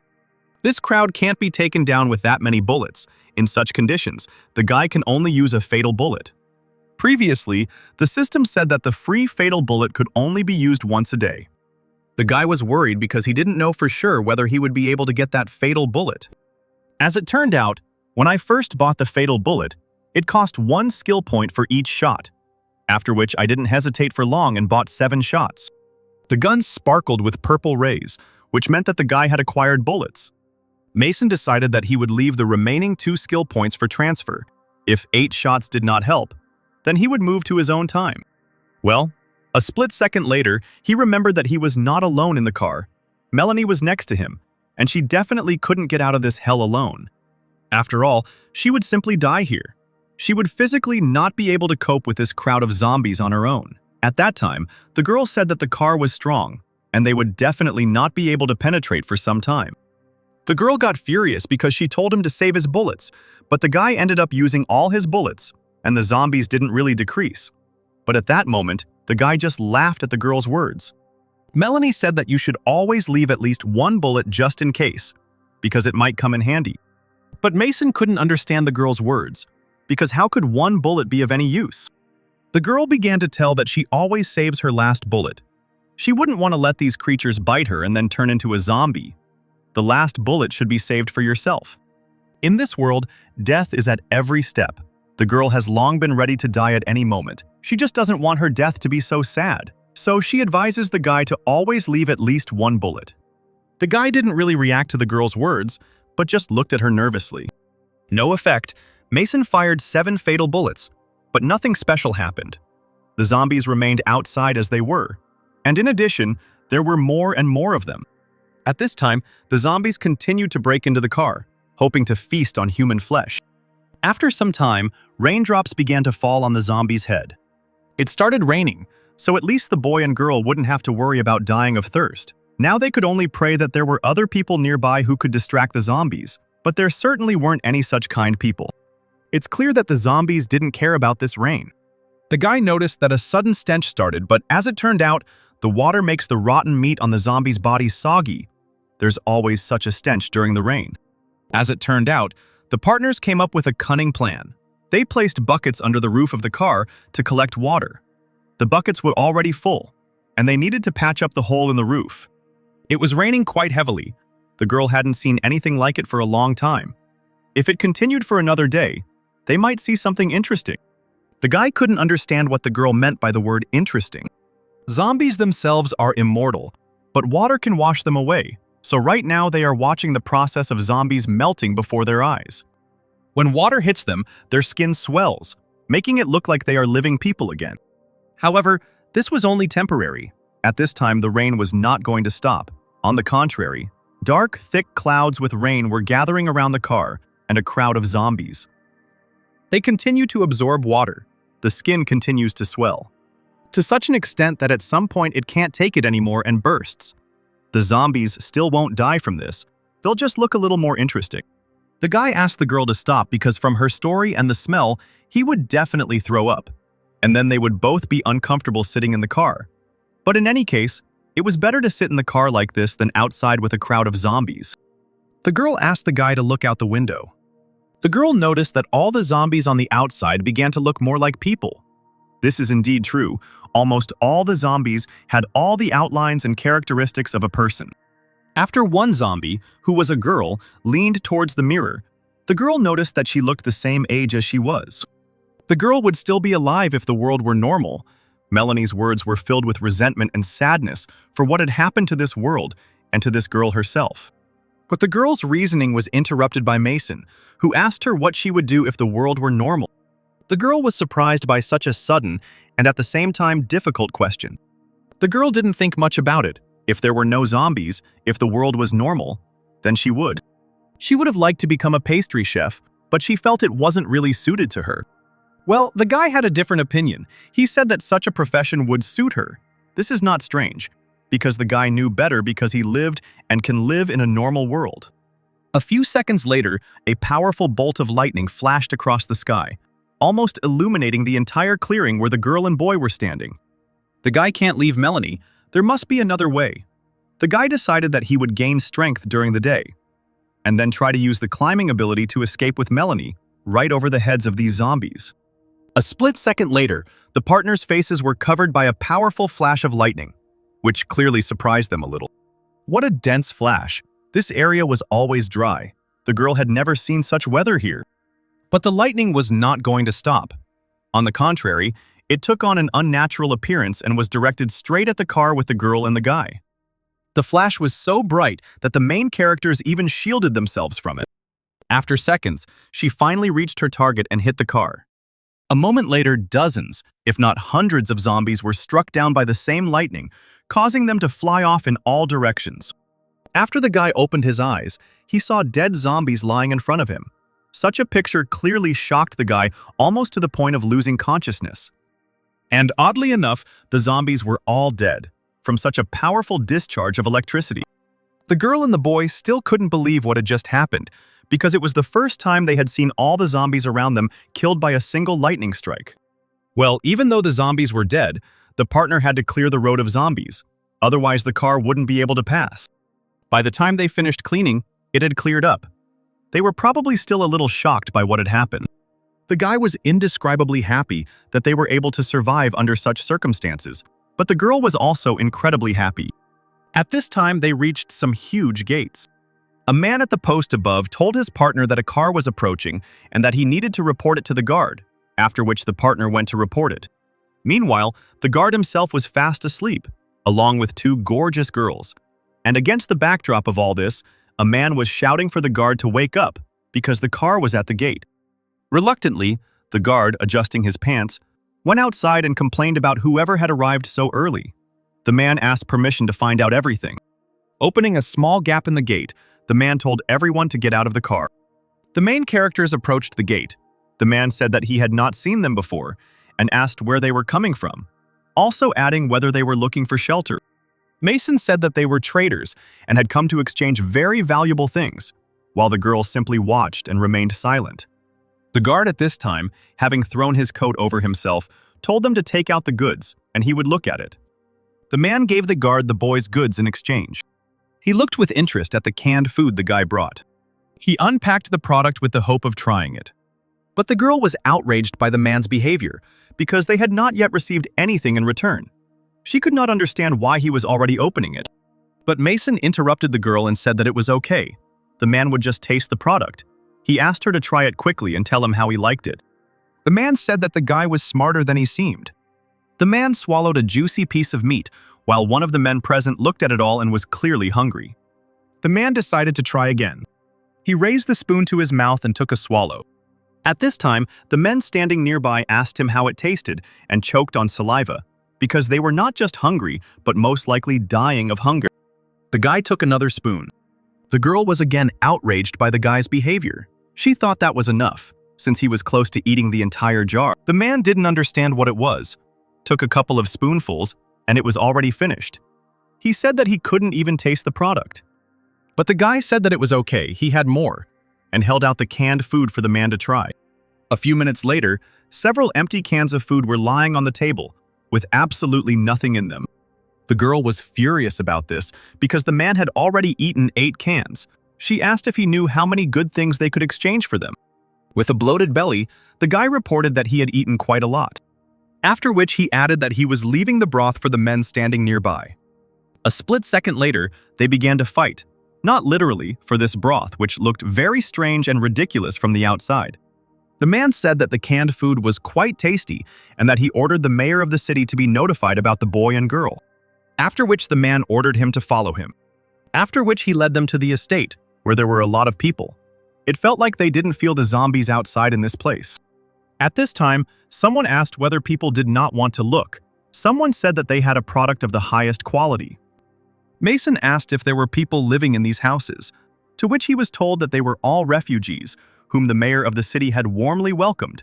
If it were not for him, then sooner or later, they would all have become victims of the zombies. A man fell right on the floor in front of the heroes. As it turned out, he didn't just fall down. He was beaten by some guy who accused him of stealing medicine and promised that he would get it from him now. As it turned out, this someone was a girl with red hair who asked for mercy and said that she would not steal anything else. Mason immediately ran up to the guy who was beating the girl and asked him to take it easy, so they could discuss everything calmly. He couldn't understand why he was using his hands. But the man was furious and asked the guy if he even knew what she had done. He said that the girl had stolen medicine from the warehouse. Medicine is more valuable to them than food. Unauthorized use of medicine is punishable by death, and if the mayor of the city orders it, they won't leave a single unharmed spot on the girl. The man said that the girl dared to steal so much, but it was good that he managed to catch her. He asked her where she hid the medicine and ordered her to give it back quickly. The man told the boy that people from the outside world should not worry about this. The thief would be given an appropriate sentence, after which he added that they should follow him further. After which the man dragged the girl with him into the courtroom. The man was interested in what punishment the girl would receive in court. The man said that the mayor was busy today and therefore would not be able to receive them. There was a guest room on the second floor. The man handed over the key and said that the mayor would receive them tomorrow. The next day arrived. An elderly woman walked around the estate and asked if people had seen her granddaughter. After the grandmother asked the man again whether he had definitely not seen her, he aggressively told her to get lost, and also added that he was late for work in the mine. After which the grandmother approached some stranger and began to tell him that her granddaughter had red hair, a small braid, and also added that she had been missing since yesterday evening. Mason noted that the girl they saw yesterday was probably her granddaughter, but the man told the guy not to worry because she would be informed about everything. But Mason decided not to wait and approached the grandmother, after which he told her that her granddaughter had stolen the medicine. So now she was in the courthouse and advised her to ask there. From the expression on the man's face, it was clear that he was slightly unhappy about this. The grandmother began to blame herself, arguing that the girl had stolen the medicine to cure her illness and that if anyone should be taken into custody, it was her. She believed that since she had taken these medicines, she should be the one to be tried. But the guy's conversation was interrupted by a man who said that they needed to go, otherwise they would be late for a meeting with the mayor. The man walked into the building and announced in his head that the merchant named Mason had arrived. At this time, the chief was eating and told him to come in. Entering the room, the guy saw 5 guards in front of him, the head of the city, and 2 women sitting near the head, while he was eating. The guy said that he was that very merchant. The man said that his trading principle is that he only trades with people he knows. But according to the security, the canned goods the guy brought were very good. The chief asked if this was really true. Mason said that he also has fresh canned meat, and everyone who hasn't tried it liked it. He added that the head of the department could try it too. A few seconds later, canned food was brought to the chief on a tray. He opened one of the valuable jars, after which he threw in the entire can at once, and not like the man at the post, who ate it in small pieces with a spoon. The head began to chew. Suddenly, he instantly grabbed all the canned goods at once, which could not help but surprise everyone present.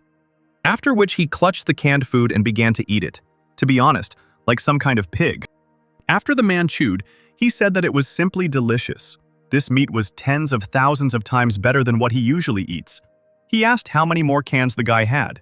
He took everything and gave in exchange whatever he wanted. Naturally, the guy was delighted with the news and added that the boss knew his stuff. The man insisted that the boy say what he wanted to receive in return. The guy was brief. He said that he needed cores, an evolution potion, and also gold. But the boss clearly didn't understand what gold was, after which a subordinate ran up to him and began to explain what gold actually was. A few seconds later, the man, with a smile on his face, said that of course he would have gold, because in this world, it is one of the most unnecessary things. The chief ordered the man to go with the boy to the warehouse, pick up the goods, and collect for him what they give in exchange. But the guy interrupted the leader and said that he had one more request. It's clear that the boss didn't understand what request the guy was talking about. Mason started to tell that yesterday a girl stole medicine from his warehouse. Now she is in the courthouse. The guy said that he will give him 3 times the amount of medicine as compensation for the damages. He just asks to let her go. The boss asked his subordinate if this was really true, to which he told him what had happened, adding that the thief had already been taken into custody and that the judge had sentenced her to prison. The chief thought that since the guy was ready to compensate for their losses threefold, the chief would be in the black. After the deal is completed, the guard will take the guy to the courthouse to free the girl. The guy thanked the chief. The subordinate gave the guy a box and said that it contained what he asked for in exchange for the goods in an equivalent quantity: 10 gold bars, 100 cores, and 2 evolution potions.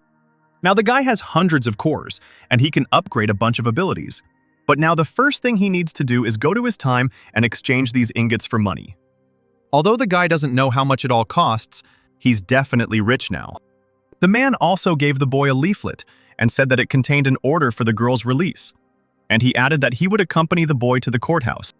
But the guy couldn't understand where Melanie was. He suspected that she was already waiting for him at the entrance. Meanwhile, people gathered in the square and looked at something very alarmed, and fear was visible in their eyes. The bloody feet were visible to everyone present. You could tell from the people that they were truly scared. The guy couldn't understand why there were so many people at the entrance to the courthouse. At this time, the man tried to somehow make his way among these people. He believed that the people had nothing to do, apparently. They were given little work in the mine. He promised that tomorrow he would definitely tell the head to add more hours to their work. But some voice said that there was no need to drive anyone away. After some stranger said that it was he who told the people to come, the man immediately fell silent and fell into a slight stupor. The stranger said that people should see what awaits them. Whoever decides to illegally appropriate the property of the city's head should learn a lesson. The lower humans, who are not part of the evolved race, can survive in their world only thanks to the generous help of the city's leader. Everything in the city belongs to the head. Using anything without permission, or without permission, is a crime, and is also punishable by death. And at this time, the same grandmother who was looking for her granddaughter was crying with all her might. The guy intuitively guessed that the body in the square was the same girl who stole the medicine.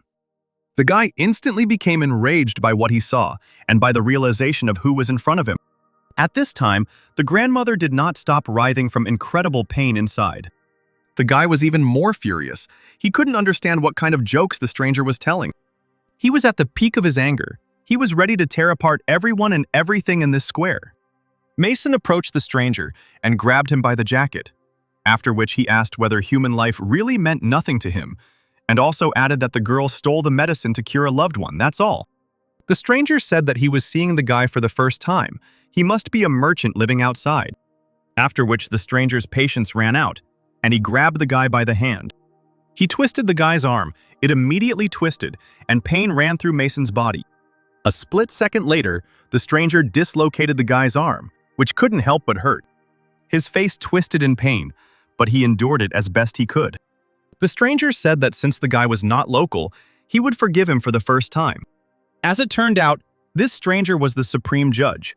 The man who was introduced to the guy said that he was indeed a merchant who had come to them from outside.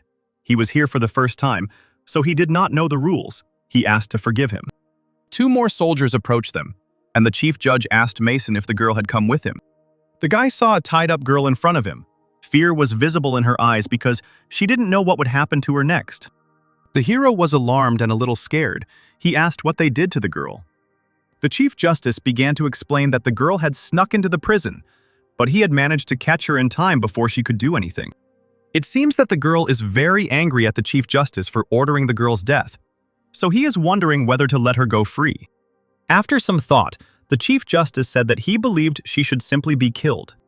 But the man asked the Chief Judge to have mercy because the boy and girl had brought the chief a rather valuable treat. If he killed these merchants, he would no longer be able to enjoy such delicacies. But the man said that in this case, it would be enough to leave only one alive. The hero's patience ran out, and he asked the system to use all cores for charging.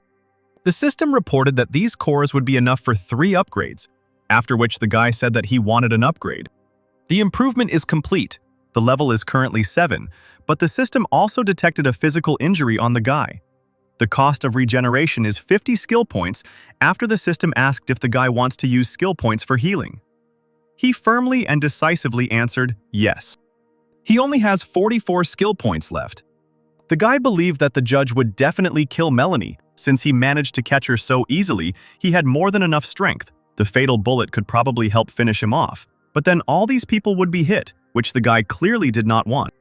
The best solution now is to use super speed to snatch their friend from them and escape from this city. The guy has risen 3 levels. His body also feels new strength. He thinks that this is enough to escape. He asked the system to activate the ability of high-speed climbing. After which, at high speed, he approached the girl to pick her up. All this time, the judge had a very cold and confident face. The guy snatched the men's girlfriend from them in a split second, knocking them to the floor, and ran away. The guy didn't hide his joy at what he had just done and told Melanie that they would get out of there in a flash. Mason easily jumped over the building, which looked more like a tower, thereby getting out of the city. The guy liked the fact that he could use his power even longer. The hero told the girl not to worry because they would soon be outside. And a few seconds later, the guy had already jumped over the huge wall around the city. The jump was so high that they stayed in the air for several tens of seconds. The guy landed on the ground in time because he was just at the limit. He thinks that they are already far away, and they will not be able to track them down. Having come to her senses, the girl immediately began to apologize to Mason, arguing that she had caused him problems. But the guy at that time did not really listen to her, but only thought about how dangerous it was. Then Mason asked the girl not to say that. She did everything right. It was his fault that he didn't take care of everything earlier. He just wasted so much time. But who could have known that they would act so quickly? Melanie thought that it was her fault because she was too weak. If only she could buy a little time. The boy asked if this supreme judge was strong, to which the girl replied that he must be a fifth-degree evolved being. Well, since the guy wasn't really in the know, he asked if the fifth degree was the most powerful force. Melanie confirmed the guy's words. All evolved ones start from the first level, and it is very difficult to move on to the next level. It took her 10 years to reach the third level. Each camp has high-level evolved beings who are responsible for security, but fifth-level evolved beings are rare, and it is said that a 10th-level evolved being so powerful that it can destroy an entire city with one blow. The guy didn't think that there were people with such phenomenal power, and he thought that he could rule this world since he had a system. Meanwhile, the same judge, whose intentions were clearly not the best, was approaching his partners. Melanie immediately warned the guy. But the referee was too quick, and the guy didn't have time to react, after which the man delivered a powerful blow from the knee straight to his stomach. The man began to beat the guy almost to death. His blows were not only strong, but also accurate. He aimed straight at the guy's face. And the girl at this time could not do anything. She just shouted the guy's name. Holding the boy's bloody head in front of him, the man angrily asked if he had given them permission to leave. Mason was lying covered in blood on the ground. The girl nevertheless decided to somehow help the guy and began to approach the judge. As expected, the judge was able to react quickly to this and hit her right in the stomach. A few seconds later, the man was holding Melanie by the throat, and at that moment, she was begging him to let go. As it turned out, the guy was conscious and began to reach into his pocket for the potion. After he got the medicine, he drank it immediately. Turning around, the judge saw Mason drinking the potion, which surprised him. Unimaginable things started happening to the guy. He dropped the flask with the potion from his hands. Melanie couldn't believe he wasted the potion at that moment. But the judge just laughed at this because he was sure that it wouldn't help the guy in any way. After a few seconds, he started laughing even harder. The guy's stomach suddenly twisted. He writhed in incredible, indescribable pain due to the fact that he drank the potion. The man said that he had never met people dumber. He asked the girl if her boyfriend really thought that he would evolve and be able to defeat him. Even if the guy manages to evolve, in the eyes of the man he will just be a slightly stronger bug. In the judge's opinion, the guy will die soon anyway, so why wear himself out even more? Is it really better to risk death and try to win? The guy is like a pathetic insect about to die, but still trying to fight for life. This is a really interesting case. At the moment when the guy was writhing in pain, he began to remember his past, how he stood in front of some man who scolded him for always getting into fights. The man was already tired of repeating to the guy that he needs to get along with his classmates, but the hero said that if he is offended, he will always fight back. He remembers how someone hit him right in the face. Most likely it was his dad, who was furious because he told him to stop fighting at school. He ordered his son to stop embarrassing him. The boy explained that he was teased because he didn't have a mother. The man at this time simply remained silent, as if he had not heard anything, sipping his beer. He also recalled how his boss once told him that he didn't have to come to work starting tomorrow, but the guy couldn't understand what was going on and what he had done wrong. But the director said that there was nothing strange about the boss inviting an employee for a cup of coffee. He couldn't understand why the guy was meddling in their affairs. It would be better for the guy to study properly. Mason also recalled how he once walked down a dark street with his things. At that time, he saw some hooligans on the street harassing his then not-yet girlfriend Emma. At this time, Mason came up behind them and asked what they were doing there. One of the hooligans told the guy to mind his own business and then pushed him away.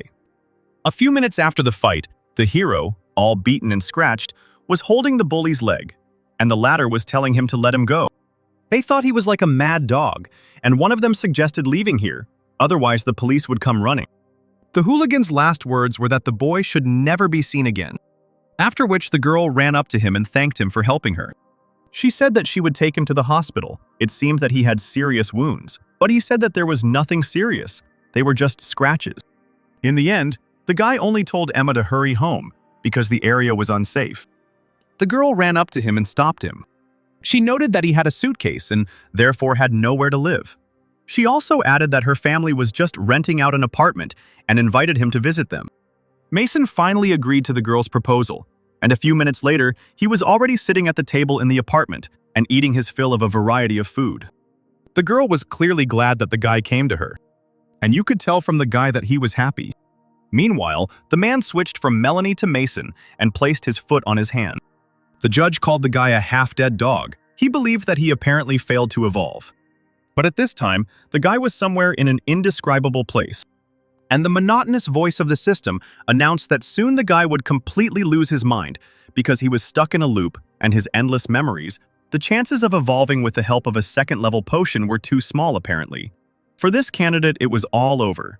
His data was not the most outstanding anyway. Now, all that remained was to find a new candidate.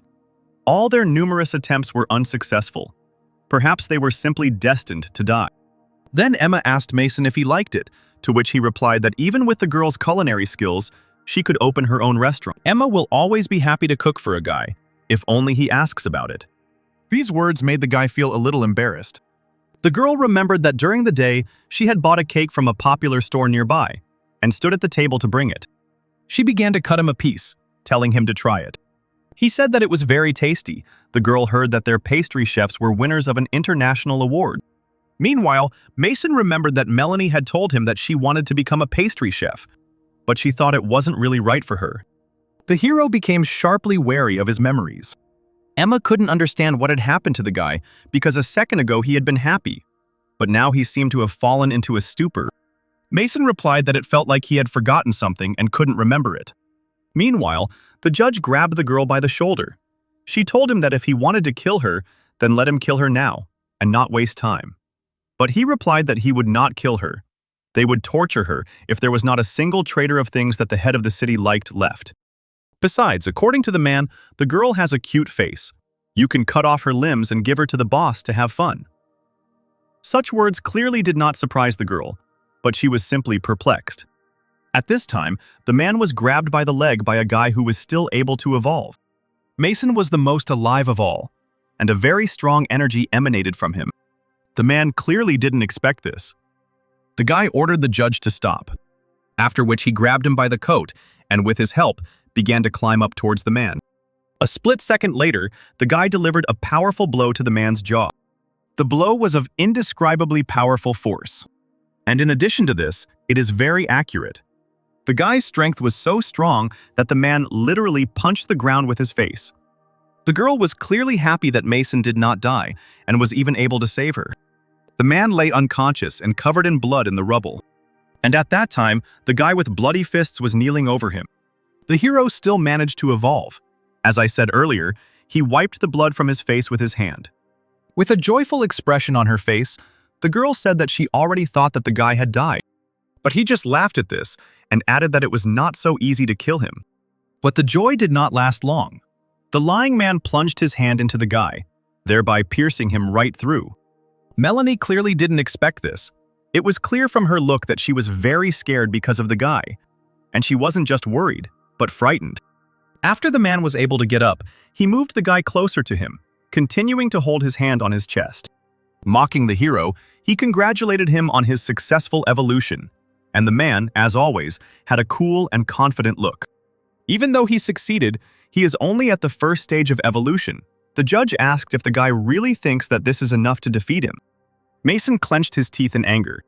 It was clear that he was preparing for something indescribably powerful. What exactly happened was that, after a few seconds, the guy began to glow yellow. The man couldn't understand what had just happened to the hero. It was clear from his look that for the first time, he was truly scared. The shining hero began to levitate in the air. The man was still perplexed by what he saw. The judge couldn't believe it because it was impossible. This is the energy of the golden core. It's impossible. Only those who have evolved to the 10th level can do this. The man realized that things wouldn't go this way. He definitely wouldn't be able to defeat him if he really had evolved to the 10th stage. The judge was going to run away from here as fast as he could, which is exactly what he did a split second later. He really ran as fast as he could because he didn't want to be killed at the hands of a guy he had recently considered a mere weakling. The guy had just evolved. The man couldn't understand how he managed to use the energy of the golden core, but it certainly looked just like that time. At this time, Mason was already completely covered in this yellow glow and pointed his hand straight in the direction of the moving man. After the hero pointed his finger in the direction of the man, it glowed bright yellow and some kind of magical ball formed. But the judge did not suspect anything at that moment because he was only thinking about how to save himself. Yahello rushed through the middle of the forest with the best energy. He shot out everything that came his way. A few seconds later, the beam reached the man himself. A powerful force tore off half of his body. The beam left a huge crater behind it. This battle will definitely go down in history. And at this time, the head felt something. He felt the energy of some familiar person 5 kilometers from here. Could it be that someone strong was heading towards his city? At this time, in the 17th camp, the leader also sensed something. In the Rock Climbers Aid Union, 2 girls also sensed this incredible power. And at that moment, the guy, exhausted, began to fall to the floor. Melanie immediately ran up to him and told the guy to hold on, also adding that she would bandage his wounds. A few seconds later, it turned out that the guy's wound was too big, and the girl couldn't stop the bleeding. But suddenly the guy's body seemed to be covered with some kind of shield. The girl was surprised by what she saw, because the blood suddenly stopped. She lifted the guy up and told him that he should hold on. Now she would take him to the doctor, after which they went to the doctor. Meanwhile, the chief rushed to the scene of the incident, where he felt the energy. When he arrived at the place, strangely enough, he saw nothing, and the energy suddenly disappeared. The leader couldn't understand why such a strong evolved suddenly entered the battle near his city. He hoped that he hadn't come for his soul, although if you think about it, he was a simple businessman, so he couldn't cross the path of the evolved of the 4th stage and above. Meanwhile, the heroes arrived at an abandoned warehouse. The girl started knocking loudly on the door and shouting for someone to open it quickly. She kicked down the door, thereby pushing away the girl standing in front of the door. The stranger fell and hit herself. She was clearly not happy with what the girl did. She said that Melanie would pay for the new door herself. But Melanie said that there was no time to chat now, and she told the doctor to help her cure the guy as soon as possible. It was clear from Melanie that she was very worried. The doctor ordered the hero to be put on bed so that everything could be checked thoroughly. Melanie asked the girl what was wrong with the guy, to which she replied that his vital signs were very strange. She couldn't say that everything was bad, but she couldn't say the opposite either. In any case, first she needed to bandage his wounds well. An X-ray showed that his organs were covered with some kind of golden film in the storage areas. One could say that this metal saved his life. Miracles! The girl had never seen such a method of treating wounds. Melanie asked if everything was okay with the guy, to which she was told that the doctor couldn't say for sure. It was still very strange.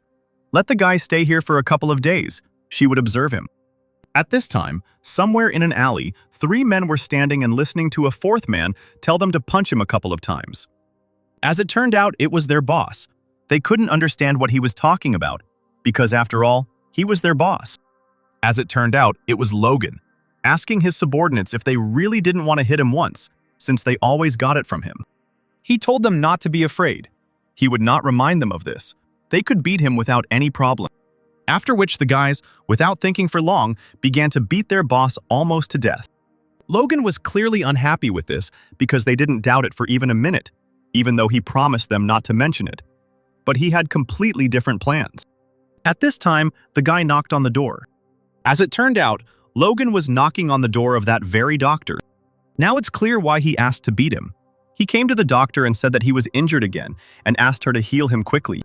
The girl was surprised, because this was already the 3rd time in a month that the guy had started getting injured too often. To which he replied that in their profession, it couldn't be any other way. Hearing some sounds outside, Melanie went out to see who had come. She instantly remembered how Logan put a gun to Mason's head, and at that time, told the girl how many of his brothers she had killed. Logan promised that the next time they met, he would cut her into pieces and feed her to the zombies to avenge his brothers. The girl couldn't understand what he was doing here, because the 17th camp should have its own infirmary. If Logan finds out they're here, he'll definitely call his men and surround them, but we need to get away before he alerts the camp. When Logan was about to enter the room with the girl and the guy, the doctor stopped him and said that there was already a patient in this room, and told him to follow her, and she would treat him early. Entering Mason's room, the doctor was very surprised by what the girl was doing. She said that the guy couldn't move now, and ordered her to quickly put him back down. But the girl didn't listen to her, and said that they needed to leave here. Melanie heard someone open the door to the room. Oddly enough, it was Logan himself who was looking ominously at them. He instantly pulled out his pistol and was ready to shoot. He pointed the gun at the girl and the boy. At this time, the doctor attacked him, telling him what he was doing. and Melanie grabbed the guy by the back and started running away. Logan told the doctor that these two killed a dozen of his guys. He promised them that he would kill them. He added that he had already notified the camp that they would definitely not be able to leave, and he also added that he would rip their skin off. But the doctor interrupted him and said that there would be no murders in her hospital because he was her patient. If the guy lays a finger on them, he won't be able to be treated by her anymore. The girl was serious. She would not allow anyone to touch her patient. The guy lowered his head and said that he would not touch her patients, but also asked if it was okay to touch non-patients. The evil guy said that they can live here for a couple of days. He orders his people to surround the building. He promises them that as soon as they leave the infirmary, there will be no more dead people. At this time, the guy's mind was transferred somewhere in the system. He was congratulated on the successful transition to the first stage of evolution. He was surprised because he thought he was dead.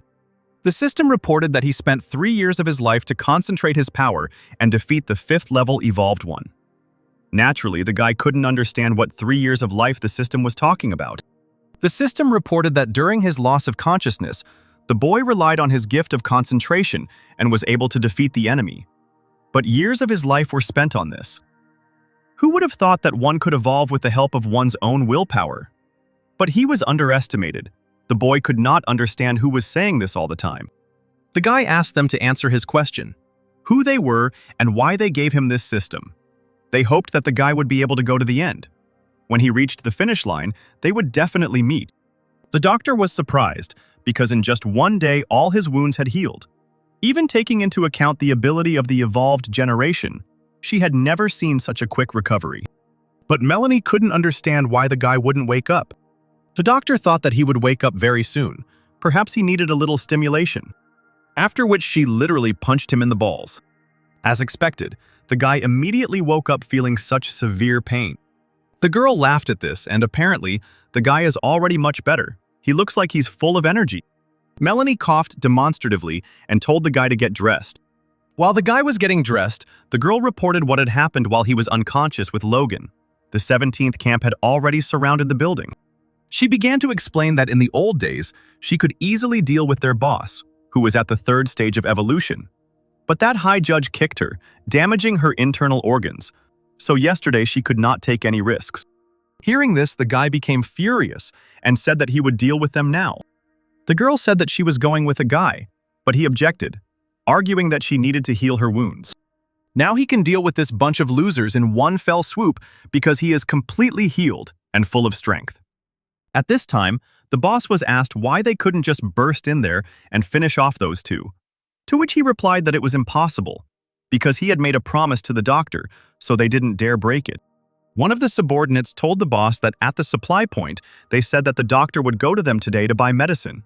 They could wait for a moment, get inside and finish them off, and then just say that they left the infirmary themselves. Then the doctor will not tell Logan anything. It was clear that the guy liked this plan. That's exactly what he was planning to do. They decided to kill the guy and take the girl alive. One of the subordinates asked the boss whether he was flirting with the doctor or whether he had decided to have fun with another girl. The guy simply laughed and said that the most important thing was that the doctor didn't find out about anything. A few seconds later, the crowd of people saw the silhouette of a man in front of them. The guy was surprised at who was standing in front of them. Oddly enough, it was Mason himself who told you not to waste your energy walking, because he himself came to them. Logan immediately ordered his boyfriend to kill Mason. The guy again began to glow with some kind of yellow radiance. The guy was determined. He wanted to finish them off once and for all. The digital panel was activated. A crowd of people headed towards the guy, hoping that they could easily finish him off. This entire crowd of people consisted of those who had evolved to the initial 1st degree. Some of them had a speed of 6 and a strength of 4. Some had a speed of 3 and a strength of 6. Some had a speed of 5 and a strength of 6. But Logan was an evolved initial 3rd degree who had a speed of 11 and a strength of 50. At the moment, the hero has evolved to the 1st level, with a speed of 7 and a strength of 20, and he has activated the ability of speed climbing, which has increased the probability of victory to close to 90%. A split second later, the guy began to torment his opponents with indescribable speed. The hero did not forget about their leader, who dared to threaten his girlfriend. Literally a few seconds later, this entire crowd of people was lying on the floor, motionless, and most likely dead. He only left Logan alive, but even he couldn't understand how that was even possible. After all, last time he seemed like an ordinary person of low rank to him. He couldn't understand how the guy could become so much stronger in such a short time. Mason said that if he had used a weapon, they would all be dead already.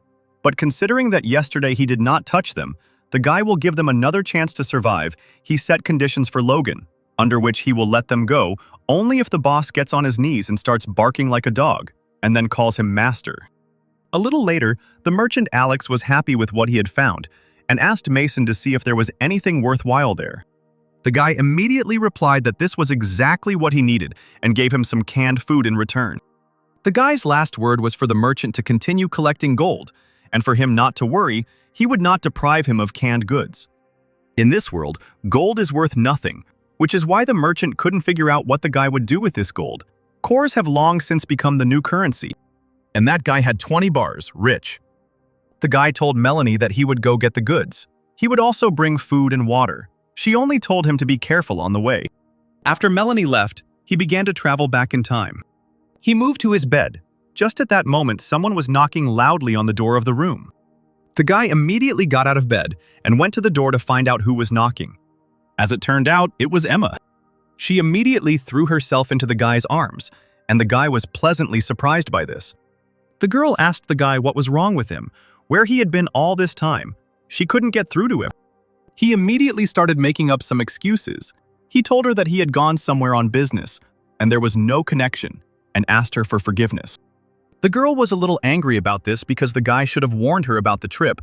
Because he scared her to death, she was already going to the police, asked him never to do that again, and to be sure to tell her if he suddenly decided to go somewhere.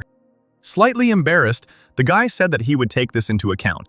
Mason took her hand and said that as an apology, he was giving her a gift. But Emma said that she didn't need any gifts, because the guy was already broke and didn't need any extra expenses. But the guy asked the girl not to worry about his finances because he had actually earned a lot on the trip. He said that he would buy her everything she wanted and everything she liked. They came to some very stunning building, which in every way showed that it was for the rich. The guy remarked that this place was quite sophisticated, but the girl, on the contrary, told the guy that this was a rather expensive boutique and asked him to look for another place. But the hero told the girl to choose something to her taste, and that she should be sure that he could afford to buy at least 100 of them. In the future, he would earn even more.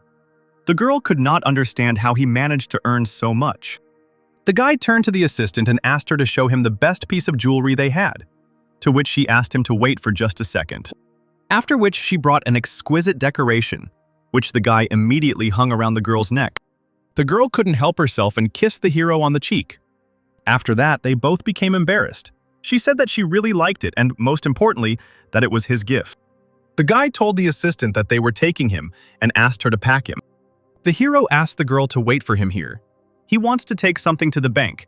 He promised to return soon. He went to the bank. Approaching the assistant, he asked if the bank accepted gold. The girl asked how many bars the guy would like to exchange. After which he opened his backpack, from which a mountain of gold literally began to shine. After the director himself found out who had come to their bank, he hurried to see this person. At this time, the guy was sitting on the couch. When the man came running, he immediately began to apologize for the long wait, but the guy said that there was no problem. The director asked Mason if he could look at his gold bars, to which he replied that they were in his backpack and he could take a look. After which the director had exactly the same reaction as the bank staff. The guy said that the director could check the samples himself. There were 12 bars, and he asked how much he could get for them. A few minutes later, the guy was already signing the papers for the exchange of bars. Even the assistant asked the director how much money the guy received for that amount of bars. In total, he had 12 bars, each containing 99.6% gold, which amounted to $6,600,000. Returning to the jewelry store, the guy was slightly surprised by what he saw in front of him. He saw Emma and some stranger arguing over something incomprehensible. As it turned out, they were arguing over a necklace. Emma ordered the girl to take it off, but she argued, saying that Emma had taken the necklace but had not yet paid, which meant that it did not belong to her. After the guy asked what happened here, Emma replied that this girl took her necklace. It was clear from the girl that she was very angry at the stranger. The girl handed the money to the seller and said what kind of necklace it was, and even said that she didn't need change. But the guy interrupted the girl's conversation and said that he would pay in gold. After he took out this gold bar, it was clear to everyone present that they were very surprised by this. He said that this piece was enough to make 10 more of these necklaces. But the girl did not want to accept the fact that she was about to lose the necklace, and began to make up stories that anyone could see that it was a fake, and repeated over and over again that she had paid for the necklace first. The seller apologized to the girl and informed her that there was already a reservation on this necklace, and even if she paid first, this did not give her the right to keep it. A few seconds later, the saleswoman wrapped up the necklace and gave it to Emma, and the girl was furious at this time. The stranger promised that the guy and the girl would still pay for it. Our heroes left the store with a luxurious gift. Emma suggested that the guy first go to the market for groceries and then go home, to which he politely agreed. But the guy's conversation was interrupted by a can that flew straight at his head. There were 5 hooligans standing in front of him. Apparently, their leader spat at that moment. As it turned out, the same girl who had argued with Emma was standing next to him. The man threatened the couple and asked how they dared to take the necklace from his woman. After which, as expected, they began to beat them. Mason immediately stood in front of the girl, and it was clear from his look that he was not at all scared, and in principle could easily deal with them. At this time, the girl was very scared and suggested that the guy just run away from there. After a few seconds, Emma finally opened her eyes to see what was happening, but she no longer saw the crowd of hooligans in front of her, and the guy said that they needed to go to the market as if nothing had happened. After the girl asked what happened to the hooligans, the guy, making a slight joke about them, said that perhaps they had an epileptic seizure. A few minutes later, the girl and the guy were already at the market. The saleswoman said that they owed $5.50. At this time, some man approached the girl from behind. She was very surprised to see him. As it turned out, it was her uncle. She couldn't understand how her uncle knew where to look for her. He replied that he installed a tracking app on her phone.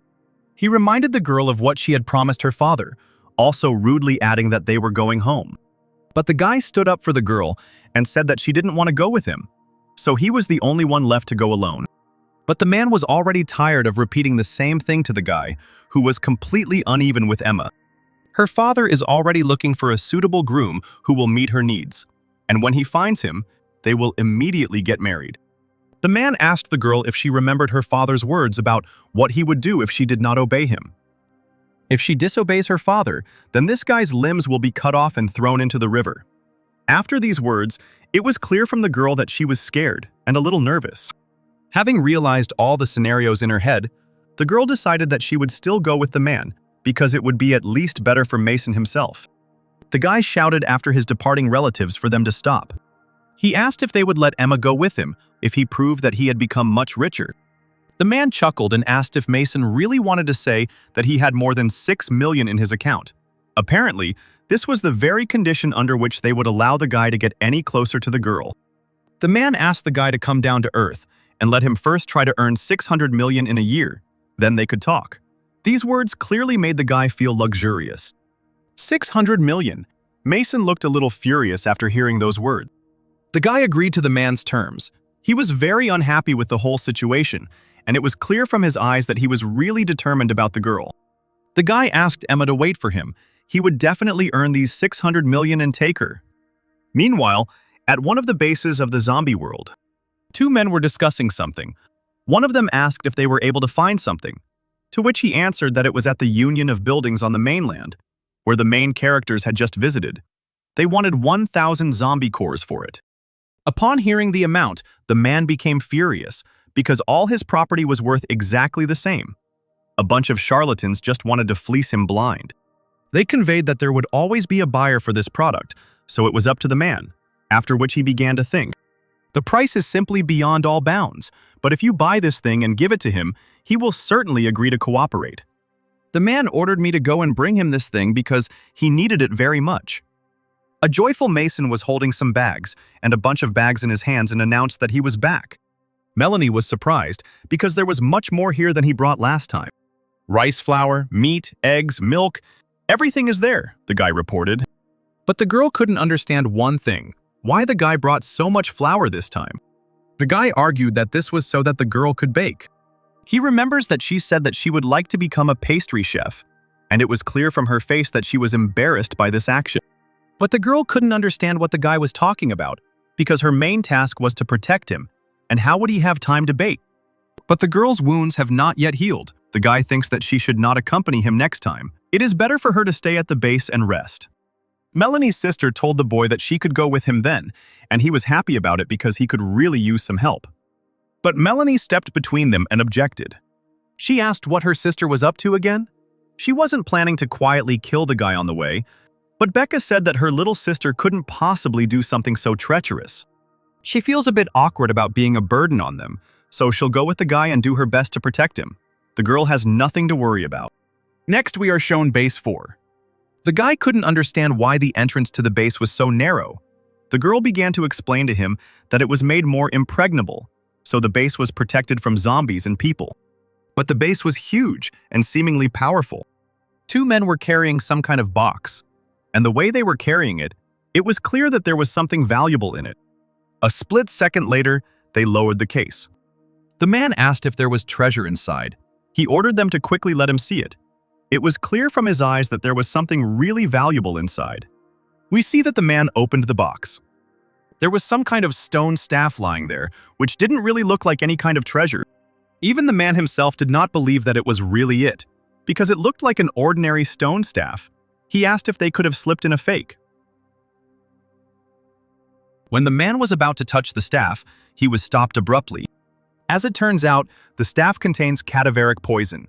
Even evolved individuals are at risk of infection from touching it. A 5th-level evolved being can only hold the staff for 15 minutes.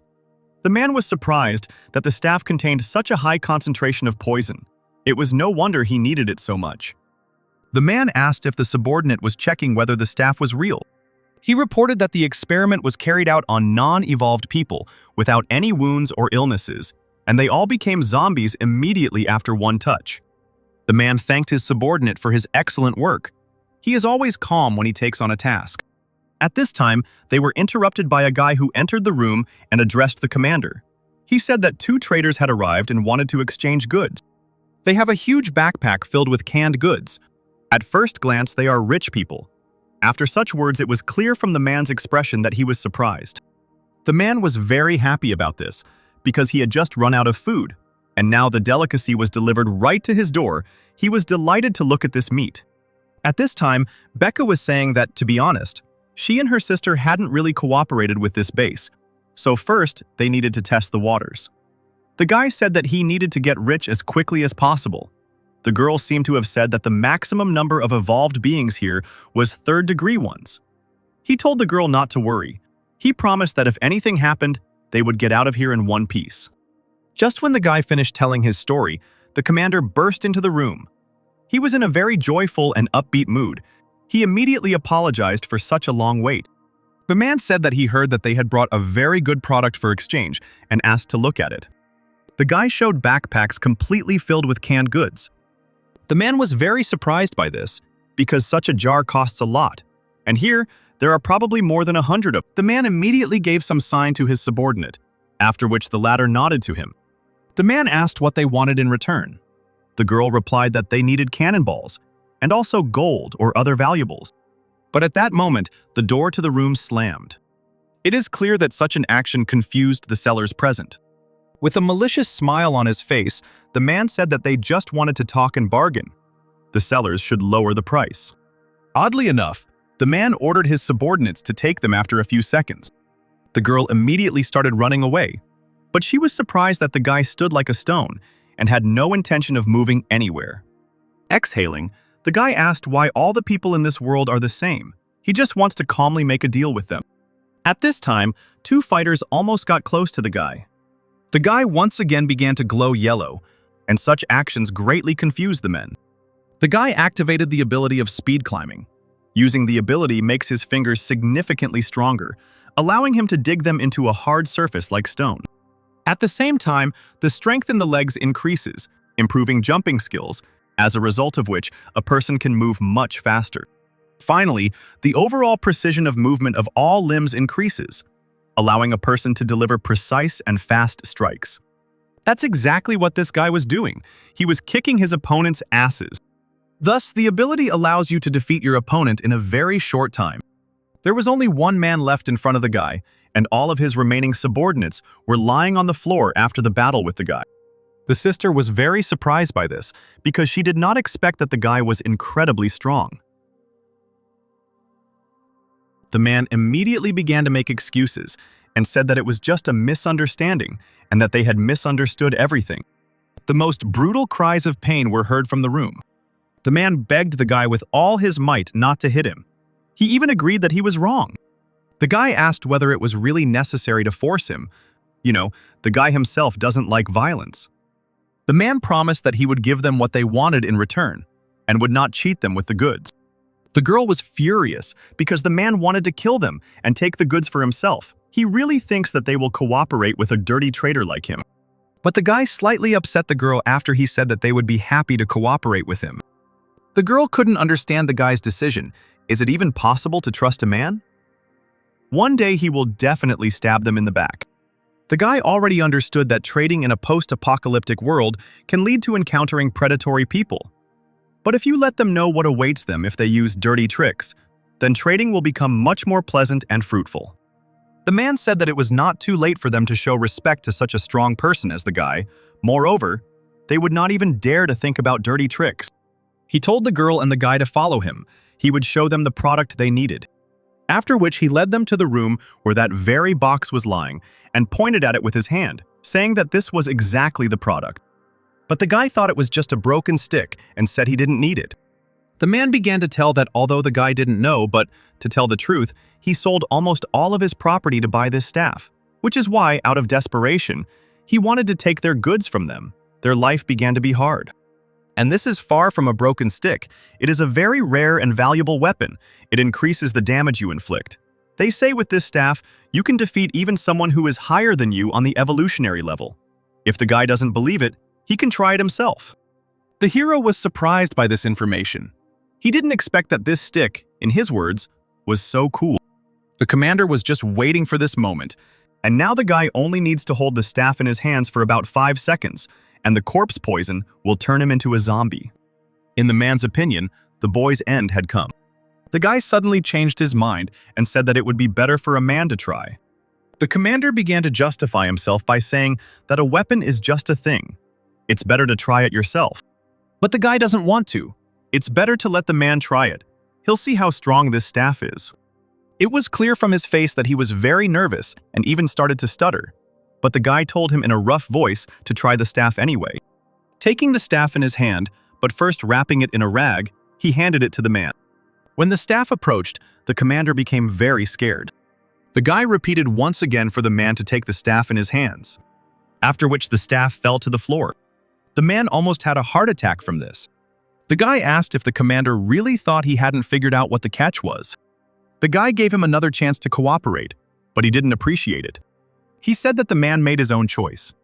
Becca, watching this, told Mason that he needed to kill the man, which is exactly what he started doing a few seconds later. He grabbed him with his most powerful fist and began to strangle him. The man was writhing in incredible pain, and at that time, he was begging not to kill him. At that moment, the guy remembered how he saw in front of him the suspended body of a girl who had simply stolen a few drugs. From such memories, the guy's anger grew even greater, and the force with which he strangled the man also grew. He recalled the words of the judge who asked if it was pleasant to feel that someone's life was in your hands. After this, the guy immediately short-circuited, and he immediately let go of the man, after which the guy simply started to leave and told the girl to take their things because they were leaving. Becca was perplexed by what she saw, because she hoped that the guy was about to finish off the man for what he did to them. The girl couldn't understand if they would really just leave. A minute ago, the man wanted to kill them, so why shouldn't they do the same? Becca thought she understood the guy. She thought that he didn't want to watch a man die painfully. Then she could use poison or cut off his head with one blow of a knife. There are many other ways to make sure he doesn't suffer for long. But the guy asked the girl to stop. The hero decided that he would probably take the staff. It would serve as compensation. At this time, the girl was thinking that the guy was just a coward. He had such abilities, but he was pretending to be a pathetic Mother Teresa. Such a person was definitely not capable of protecting his sister, in the girl's opinion. Following the departing couple, the man asked them to stop.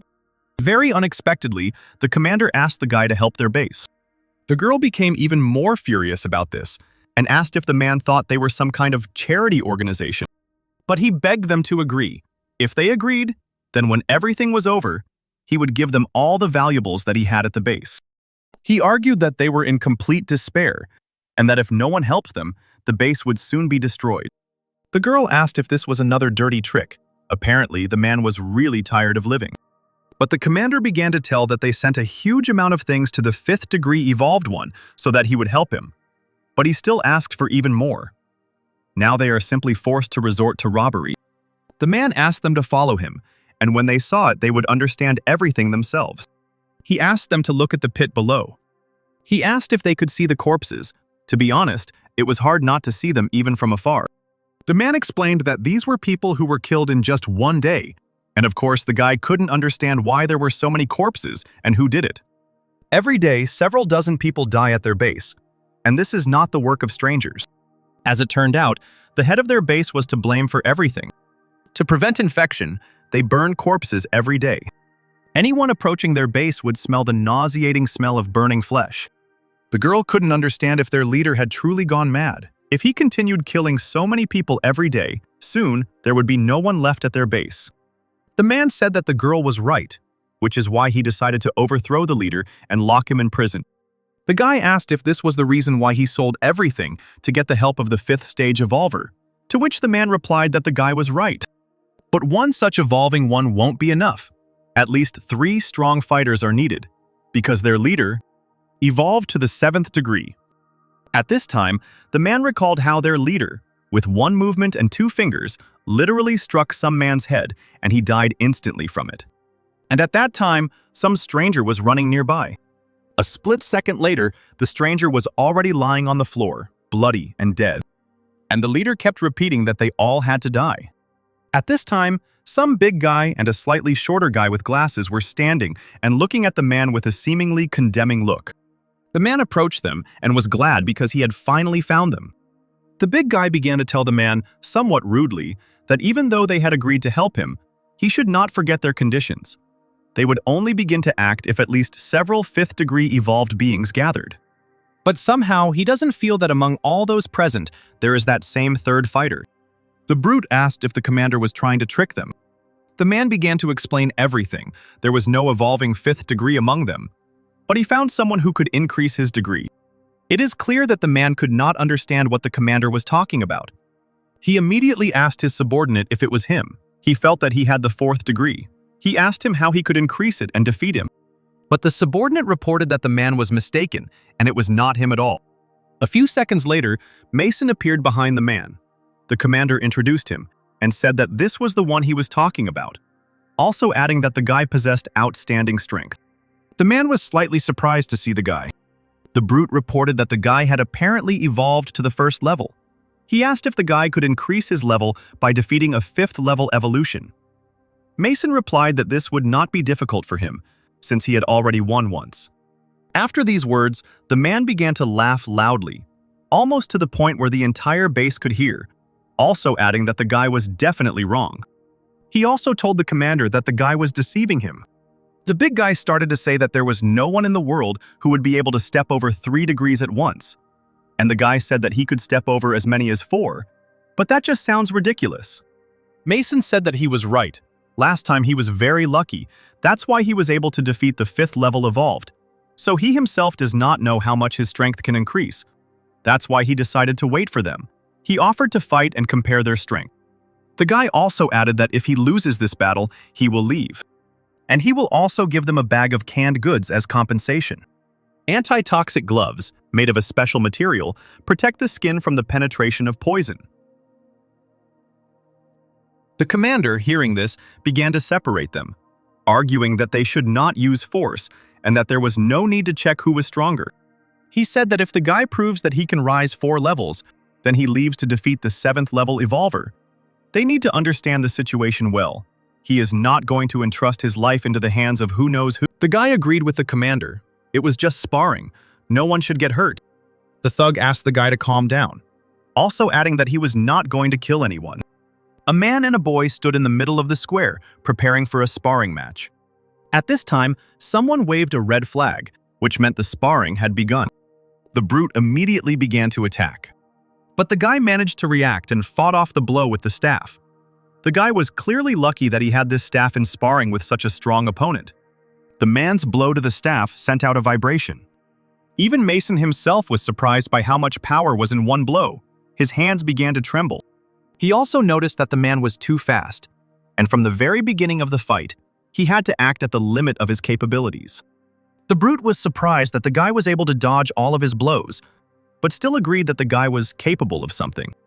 But the man believed that the boy did not have enough strength to jump over 4 whole degrees. Mason was very surprised after the man broke through the stone with one blow. All 5th-level evolved ones are so fierce. The guy started to run away. It's clear that the man couldn't understand where he was running. What was the point of constantly dodging? But the hero said that he would refuse, otherwise he would go straight to heaven. All he could do was run. But the thug still caught up with the hero. The guy had a perfect plan. In his opinion, he was going to pierce the man's chest with his staff. Suddenly he stopped abruptly and struck the man right below the groin, and the blow was so strong that it is difficult to describe in words. It was very strange, but the man's expression did not change at all. Mason believed that the thug couldn't say a word from the pain. He said that this was his signature blow, and the technique was called abortion. The guy still hasn't removed the staff from the man's genitals.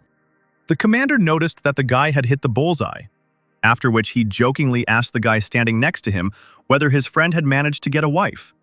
But he said that there was nothing to worry about. His special ability to make the body harden, he could easily cope with such a minor attack. But the commander reported that there was poison on the staff and asked if his friend could resist its effect. At this time, the man began to glow with a blue light. And after that, he threw the guy several meters away from himself so hard that his staff flew out of his hands. The guy, to put it mildly, rolled on the ground. After which, without stopping, the man began to attack the guy. And he dealt a powerful blow to the head. The blow was so strong that a stone lying nearby shattered. After which, standing over the guy, the man announced that he had lost. He said that the hero is really strong, only at the first stage, but already has such high speed and accuracy, he believes the guy would have no problem dealing with 3rd stage evolved or 4th stage weakling. But in battle, he relies only on his strength without any strategy. It is better for him to return home and train properly. He said that they were leaving. The commander asked if they would return. The brute replied that the commander shouldn't worry. They would work off everything he paid them.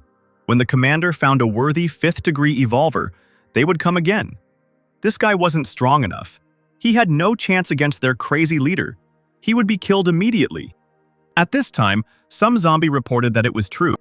Coming out of the shadows, he said that this guy was no good, and also added that he would be much better suited for this role. But the guy was only surprised that his staff and gloves ended up in the hands of a stranger. The stranger apologized for the theft, but he also said that the guy had used the staff incorrectly. But what confused Mason most was that zombies could talk. The stranger didn't like these words. He shouted that he was a man. The guy immediately apologized. But the stranger got out so suddenly that it seemed to him that it was a corpse. The commander, on the contrary, was glad to meet him. He asked if he had finally agreed to help them. But he said that he didn't come for them, but for the staff. He had been looking for it for so long, and now they had finally met. But the guy was indignant and said that the commander gave this staff to him. The stranger asked the commander if this boy was really telling the truth. He shouted that this staff was originally intended for a man. He gave a lot to get it. He only asked to help them, and he gave him the staff as a gift. The man laughed at this, demonstratively covering his mouth with his hand. The commander asked the guy not to get angry because he had no choice. He offered to stay with them. Then, when everything was over, he would give him an even better weapon. The guy told the man that he agreed to help them, but he had one condition. When everything is over, they will exchange things only with him. He will become their only supplier. Naturally, the man was a little surprised by this condition. He asked the guy if he had enough products, since they mainly take medicine and food, to which he replied that his sources allowed it. And besides, his prices were quite low, he just needed gold or other valuables. The man said that he agreed to the guy's conditions. The guy in glasses asked his brother how he felt after such a powerful blow, but he replied that everything was fine. Everyone present gathered in a small room and discussed something. The man thanked them for their desire to help, and now he wanted to tell them the plan in detail. To facilitate further communication, the man asks them to briefly introduce themselves and tell about themselves. The big guy introduced himself. His name is James. He is a 5th degree evolved final stage. His special ability is body hardening. A regular bullet cannot injure him. The guy with glasses was named Robertson. He was a 5th level evolved initial stage, with the special ability to freeze everything he touches with one touch. The zombie-like man's name was Oscar. He was a 5th level evolved being who did not reveal his special abilities, but only said so that others could guess. Mason introduced himself, saying he was a 1st degree evolved being with the initial stage and a special ability to concentrate. And the girl introduced herself as Becca, saying she was a 2nd degree evolved being with the final stage and a special ability, the brain being able to perform calculations like a supercomputer. After this, the girl was surprised at why signs like dating site profiles were appearing next to each of them. But the guy didn't answer, saying he had no idea what it was, and it was better not to ask at all. After everyone had finally introduced themselves, the commander began to explain his plan. The head of their base had evolved to the 7th degree in the final stage. His special ability was that his body became liquid. This is a big problem for them. It will be difficult to catch him, but one careless move and he will kill them. His plan is to first lure him into a secret room. Then Oscar will poison him to paralyze his nervous system, and their fighters will capture him. And Robertson will wait for the right moment to freeze him. And with the help of a mechanism, they will lock him in a capsule cage. James said that the plan was really good and asked when they would start acting. But Oscar at that time was just laughing because now everyone knew about his special ability. The commander said that they couldn't allow people to continue to die. Tomorrow, they would carry out the capture plan.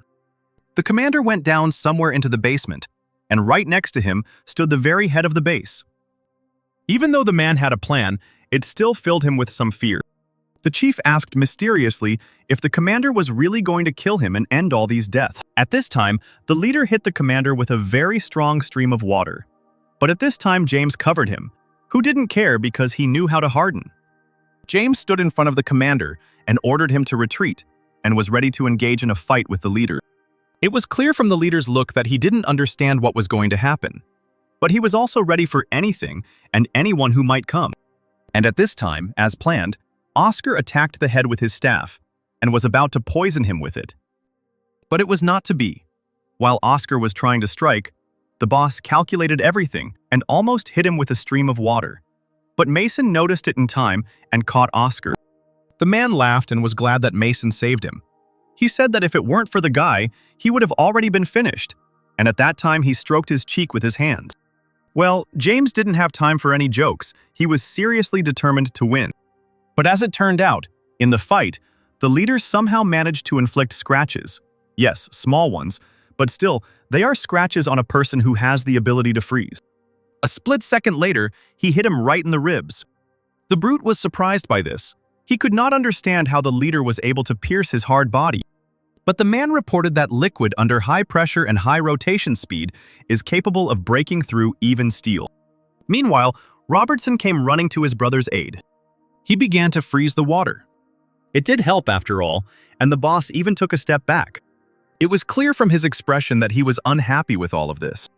And it was also clear from the guy that he was slightly wondering what to do now. But once again, Mason is rescued from the boss in time by his ally. Meanwhile, while the leader was focused on Mason taking his ally, James was ready to deliver a finishing blow from behind, which is exactly what he did a split second later. The man shouted throughout the room that he had violated the chapter's rules, and this meant that now it was Robertson's turn to freeze him. Robertson began his task within seconds. But something apparently went wrong, and this gathering of water turned into some kind of hurricane, throwing Roberts away. After Mason asked what happened, he was told that he dissipated so that the guy could not freeze him. The commander ordered that all entrances and exits be guarded. He could not be allowed to escape. And at this time, the head began to take on the form of a man. His body began to take on the strange form of a black cocoon. He used one of his abilities. Even Robertson couldn't figure out what the chief was trying to do. and the commander said that things were bad. He was going to use that very technique. After which the commander ordered everyone to take out their shields and stand behind the screen. And the head apparently has already started using some kind of technique. After 2 seconds, he began to thrust a stream of water into everyone's chest, breaking through their shields before doing so. He even managed to inject his liquid into the commander. The leader tried to stab James, but to no avail. James told everyone to stand behind him. As it turned out, the leader increased the number of water jets, so their power became less. Now his body can handle it just fine. And the head apparently had no intention of stopping. The commander shouted that he still hadn't recovered. Let everyone attack now. After this technique, he becomes weaker for some time. Within 10 seconds, the water would be back to the state it was in at the very beginning. He ordered Oscar to freeze it quickly. Hearing the order, Robertson asked Mason to push him. They were already practically in this water ball. At this time, the head inside the ball concentrated his energy. At this time, he saw nothing and heard nothing. The guy has to manage to freeze it completely within those 10 seconds, which can be an incredibly difficult feat. The leader still didn't feel anything, but it was already clear that icy stones were floating around his face. It felt like the guy was about to finish. Mason shouted that everything worked out. But Robertson himself didn't think so. It was clear from his look that he was nervous. Although this dome of water was indeed already completely covered in ice. Robertson reported that things were bad. The man had sped up the circulation of the water, so the freezing had slowed down. While Robertson was at a loss as to what to do next, Oscar told him not to worry and that he would help him, as he couldn't escape. After which he began to direct some of his energy into the icy ball. The liquid disperses quickly, so his poison can't spread throughout his body, and now the situation is ideal. This poison will put him to sleep forever, and without its antidote, no one will be able to save him. A few seconds later, the man had already finished pouring the poison. The commander exhaled. He was clearly glad that they were finally able to defeat the barbarian. And now no one will threaten their city or anything around it. All those present decided to gather and celebrate this great victory. The commanders began to thank everyone taking part in this for their help. As a token of gratitude, they prepared these delicious dishes for them, but Mason clearly didn't like them. And of course, what kind of dinner party would it be without a group of girls? After which the commander told the girls to come in. All the men looked at the girls with caution at first. The girls were all truly incredibly beautiful. A split second later, the man was literally drooling over these girls. And they were already arguing about whose would be who.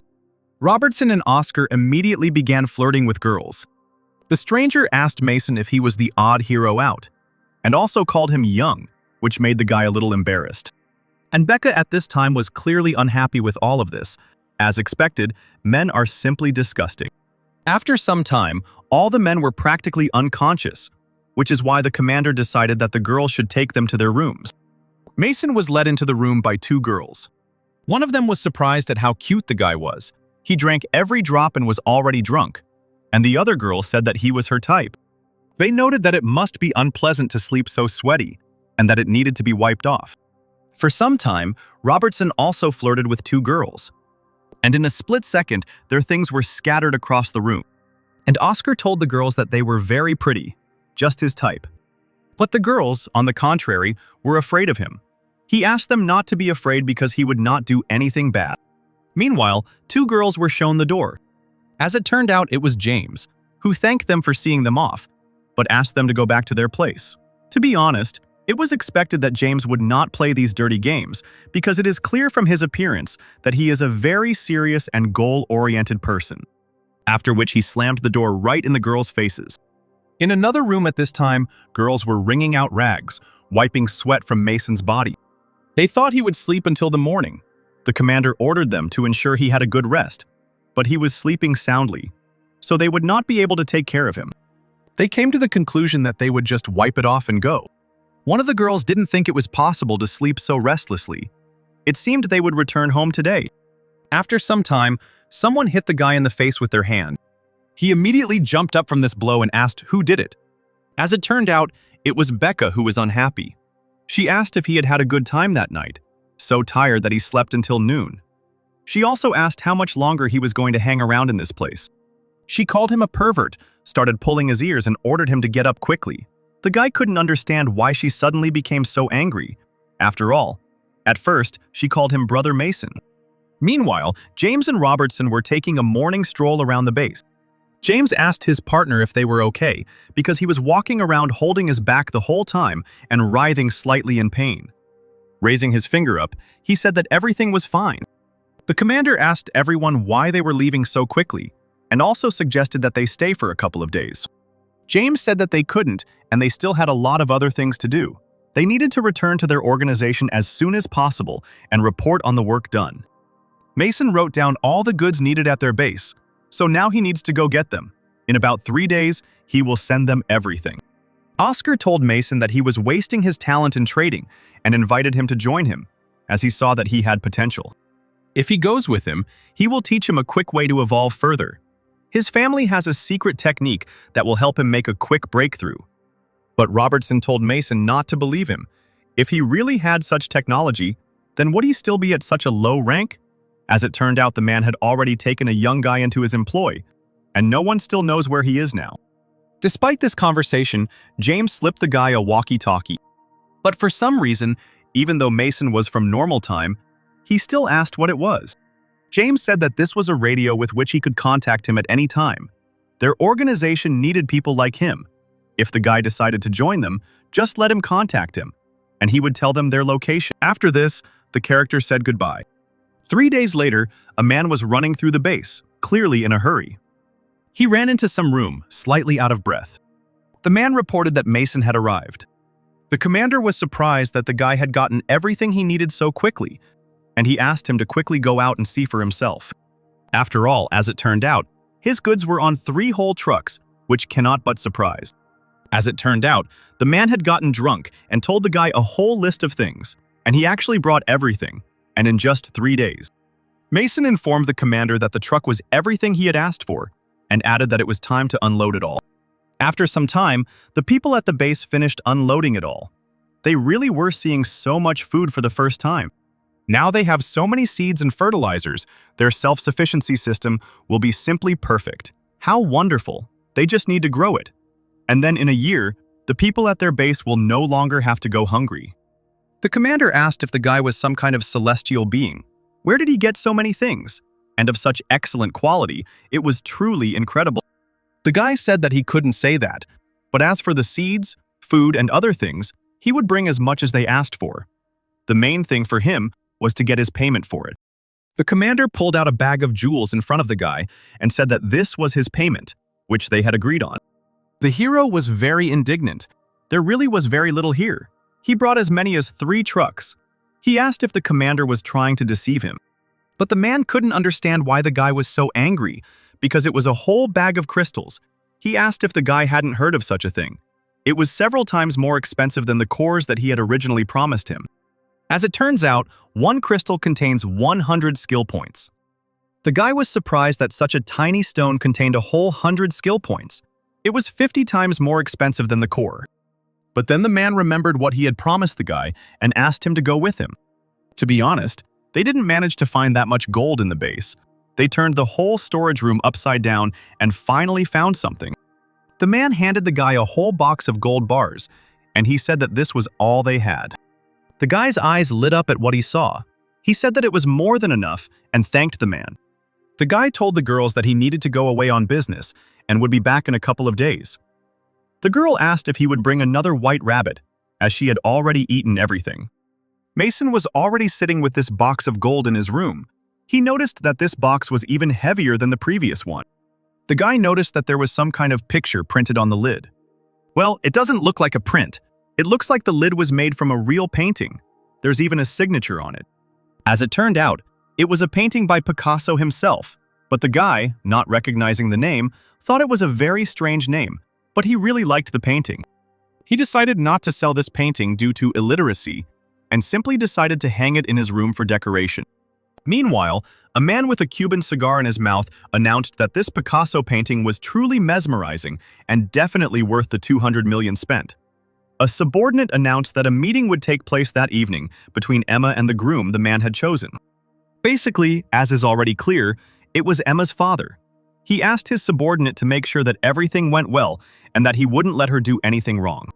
The man asked what to do with Mason, They still hadn't figured out where he got the 20 gold bars that he had recently exchanged at their bank. If they reported everything to the police, they wouldn't be able to investigate the case themselves. But the man said there was no need to report it to the police. He told the employees to approve the operation since he was able to get so much gold in such a short time. Then he obviously has his own sources. His company is currently experiencing a gold shortage, so they will not touch him for some time. But he and Emma will definitely not be together. He believed that only a capable man could be her husband. Meanwhile, the girl and the prospective groom had already met. He said that he didn't know if she would like the restaurant he had chosen, to which she coldly replied that she wouldn't. The guy said that he was told that the girl had been sitting at home all the time lately and asked if she would like to go to Ostrovok with their family for a couple of days. It was very beautiful there. But she again turned the guy down and said that she wasn't interested. But the guy continued to insist. He asked where she would like to go. He is often on business trips with business meetings, so he knows his way around abroad well. But Emma again said that she would not like to go anywhere. The girl couldn't take it anymore and decided to tell it like it was. It was her father who told her to meet the guy, and she doesn't plan to continue communicating with the guy in the future. Moreover, there are rumors that the guy likes to play and throw, so he does not need to pretend to be a gentleman. Since they have already had dinner, she suggests not to waste any more time. After which she said goodbye to the guy. He gave her a disapproving look and called her ungrateful. After some time, the girl came into the house. The father said that he knew how their dinner went. She was instantly surprised by her father's presence in her house. The man said that they hadn't seen each other for a long time and asked why she didn't even call him dad now. The girl told her father to leave if he had nothing to say. It was her apartment, and if he came again without warning next time, she would call the police. The father said that if the girl continued to resist him, then all the candidates he had carefully selected would simply run away in terror, and her father would have a hard time. The girl was furious. Her father treats her like an object that can be exchanged for something valuable, because he knows perfectly well that she likes someone else. Her father said that Mason was not at all outstanding. He would not make her happy. He would not dare to pass on his business to him. Sooner or later he would be gone. So it was necessary to choose a worthy successor. But the girl couldn't understand why her father decided that Mason was unworthy. After all, he wasn't an outstanding man in his youth either. She didn't care who he wanted to pass his inheritance on to. She wanted to marry the man she chose. He asked if Mason really needed to die. He had already told her that he would disappear forever if she did not obey him. Let her just do as he said. He was trying for the sake of her future. The girl believed that her father wanted to drive her crazy, just like her mother. And she told him that this was his true goal. He wanted the girl to hang herself too. These words not only perplexed the man, but also enraged him, and he ordered her to shut up. The girl began to accuse her father of making her mother go crazy. After these words, the man clearly couldn't take it anymore and hit the girl in the face. After which there was a deathly silence between them. Meanwhile, the guy was in his room making a list of what he needed to buy tomorrow. It seemed like he had already made everything. But then he remembered about the white rabbit. At this time, someone called him at his apartment. The guy was surprised who could come to him at such a late hour. As it turned out, it was Emma. The guy asked the girl why she didn't pick up the phone when he called her. He wanted to go to her tomorrow. He also added that the girl should not worry. It would take him less than a year. He would earn enough money, and then her father would definitely accept him. But the girl didn't really listen to the guy, after which she kissed him passionately. Then she abruptly began to take off his t-shirt, but the guy stopped her. The guy noticed that the girl had a strange expression on her face. He asked if something had happened to her or if it was related to her father. But the girl asked not to discuss it. Just let the guy not take his eyes off her today. The girl said that although they hadn't seen each other for only a couple of days, she missed him so much that she asked him to hug her tight. The girl said that she wanted to remember the guy's smell. The guy couldn't believe that today would be the day when he would say goodbye to his virgin status. And what's more, it would happen to his loved one.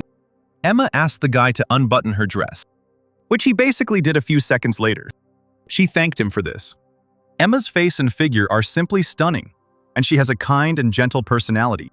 The guy's name is Mason. He has never had such a thing that in all 20-odd years of his life, it will never be the same again. Because now he has Emma, she is kind and sweet, and she also treats the guy better than anyone in the world. He was so happy that she fell in love with such an ordinary guy like him. From today on, He will protect her and make her happy. But in some unimaginable and incomprehensible way, Emma simply disappeared. As it turned out, she left a letter on the bed. It said that the girl needs to go very far away, but she can't say where. She wants to get rid of the shackles of her father, but does not want him to take out his anger on the guy. So they need to separate for a while. But the girl will not run away from her beloved man. She needs to gather strength to be able to overcome her father. Then she will definitely return so that the guy does not forget her. Yesterday, she took the initiative. It was simply unforgettable. She asked him not to fall in love with anyone while she is away, and to be sure to wait for her. After reading the message, the guy simply fell into a stupor. After some time, the guy who looked like he had been killed came back. They immediately ran up to him and started asking what had happened and why he had that expression on his face. The guy said that the backpack contained everything he had gotten, as well as food from the last time, so they would definitely have enough food for a couple of months. He would be gone the whole time. He asked to take care of himself. The girl asked if the guy shouldn't go and exchange all of this, since he wanted to exchange it all for gold or something like that. The guy said that his heart was broken, so he was not in the mood for it, and he no longer needed gold. After hearing about a broken heart, the two girls were shocked. Melanie didn't immediately realize that the guy did have a girlfriend. The guy said that he no longer has a girlfriend because they didn't even really meet, and she left. She didn't even say goodbye properly. She also deleted her number, and now the guy doesn't know where to look for her. After the guy shared his mood, he left. But Becca couldn't understand what was wrong with the guy. She couldn't understand why he took everything so seriously. He just needed to find another girl and that's it. But Mason said that she wouldn't understand. He just got his heart broken and is in no mood to look for a new one. Suddenly, Becca grabbed the guy's hand. After which she put his hand on her chest, saying that all the guys like it. Let the guy think that this is gratitude for the fact that he brought her a white rabbit.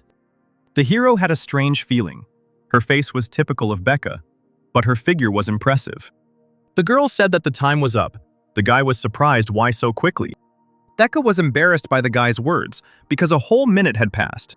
She pulled Mason's hand away and said that was enough.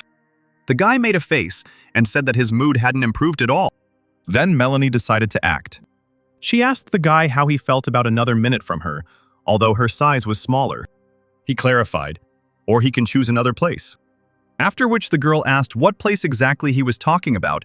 He pointed to the girl's butt. Embarrassed, she agreed, and the hero began to touch her soft spot.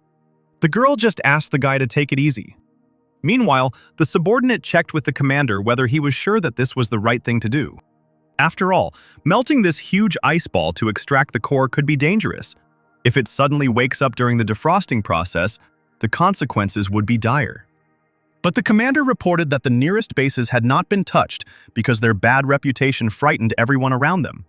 But now they know that the leader is locked up, and if they do not extract the source of his power for their own good, then their base will simply be torn to pieces, like many others. The commander ordered to find Mason and inform him that he had already prepared everything, after which the subordinate began to carry out the order. The commander didn't even know what the boss had to go through to become such a psycho, but he lost his mind just in time. For so many years, he was against the expansion of territory, content with what he had. But with this power, he could lead all the bases surrounding them. He is indecisive, and therefore not suitable for the role of leader. So now he should give his power to the commander. By force, he will lead all these lands and subjugate them. At this time, the girl announced that time was up, and the guy heard some sounds coming from his backpack. The girls couldn't figure out what kind of sound was coming from the backpack. The guy began to examine the backpack.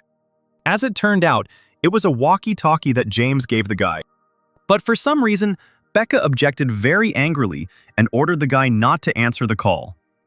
After all, if he answers, they can intercept the signal and find out their location. But the guy decided that he would pick up the phone anyway, just move away and answer. A split second later, Mason rushed off at the speed of light into the neighboring building. He ran several kilometers and reached the top of some building. In his opinion, this distance was enough. After the guy finally answered James, he apologized because he hadn't yet properly thought about their offer to join the organization. The man said that this was not why he was calling him. He needed his help, and of course he would receive an appropriate reward for it. Something happened here, and they need his immediate help. A huge bunch of zombies surrounded their food. There were an incredible number of them. Thousands of zombies filled the streets. The man told the guy to come quickly, and also added that they were at the intersection of streets X and Y. The guy quickly figured out where he needed to go. At this time, a group of people were surrounded by zombies. They were already running out of ammunition, but one of them told the others not to worry, because the base reported that they had already requested help, and everything would be fine. And the guy at this time accelerated so much that he could barely brake on the fallen bridge. Arriving at the place, the guy could not understand why there was not a soul there, because it should be here. A split second later, a powerful blow pinned him to the ground. The blow was so strong that the guy literally sank into the ground. Some muscular woman reported that the guy James called had absolutely no reaction. But Robertson asked her not to look at the fact that he was a newbie. At the decisive moment, he would show his strength, because they saw everything with their own eyes. The woman said that they would find out whether the guy was a donkey or a thoroughbred racehorse. The driver told the commander that they had a big catch today. Who would have thought that they would find so many medicines? The head of the city would definitely be happy about this. Since Kitch died, the position of the Supreme Judge has been vacant. The driver thought that perhaps when they returned, the commander could become the Supreme Judge. But he said that he was just doing his job, and the rest would be his. While they were driving and talking, and didn't crash into some car. The impact was really strong, as the teammates were almost thrown out of the car. The driver reported that things were bad because they were surrounded by red zombies. They immediately got out of the car and opened fire on the zombies. But they were quite difficult to hit. They dodged all bullets. After which, the driver somehow unimaginably stretched his arm so that he was able to completely embrace the two zombies. He said that they had nowhere to go now and ordered everyone to shoot at them. They were able to kill them, lucky that the commanders were with them. But as it turned out, these zombies made a hole in the tank of the car. The commander said that there was nothing to worry about. He ordered that all the things from this car be transferred to the others, and everything would fit, but they needed to hurry in order to get to the mainland's unified structure before tomorrow night. As it turned out, a crowd of zombies was practically next to them, 800 meters from here. And indeed, the horde of zombies approached them with no good intentions. The commander ordered that all the medicines be quickly placed near the car and that they leave. But one of them reported that there were still a couple of boxes left. But they won't make it in time. If the zombies get to them, they definitely won't survive. They decided to deal with the gasoline later. The driver informed the commander that the fuel was about to run out, after which the man ordered the car to be stopped. After all the people got out of the car, they stood in a line. The commander was preparing to inform them. The commander asked how much fuel their vehicles would have, to which they replied that some had enough for 10 kilometers and others for 15. The commander said that he knew that they had not rested for several days and nights in a row, but now was not the time to relax.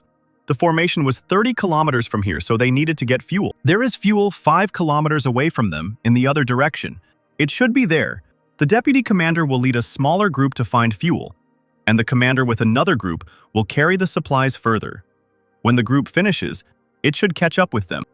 After which they began to carry out the commander's order. They began to walk around the abandoned city and drain gasoline from the cars parked there. Basically, they're almost done. They think that this is quite enough. They decided it was time to catch up with the second group. But suddenly, in a split second, a crowd of zombies attacked them. They immediately opened fire on the monsters and tried with all their might to escape. Some of the fighters had already been bitten, but others did not have time for this. They had to run. But as it turned out, in the very direction in which the group of people headed, there were also zombies.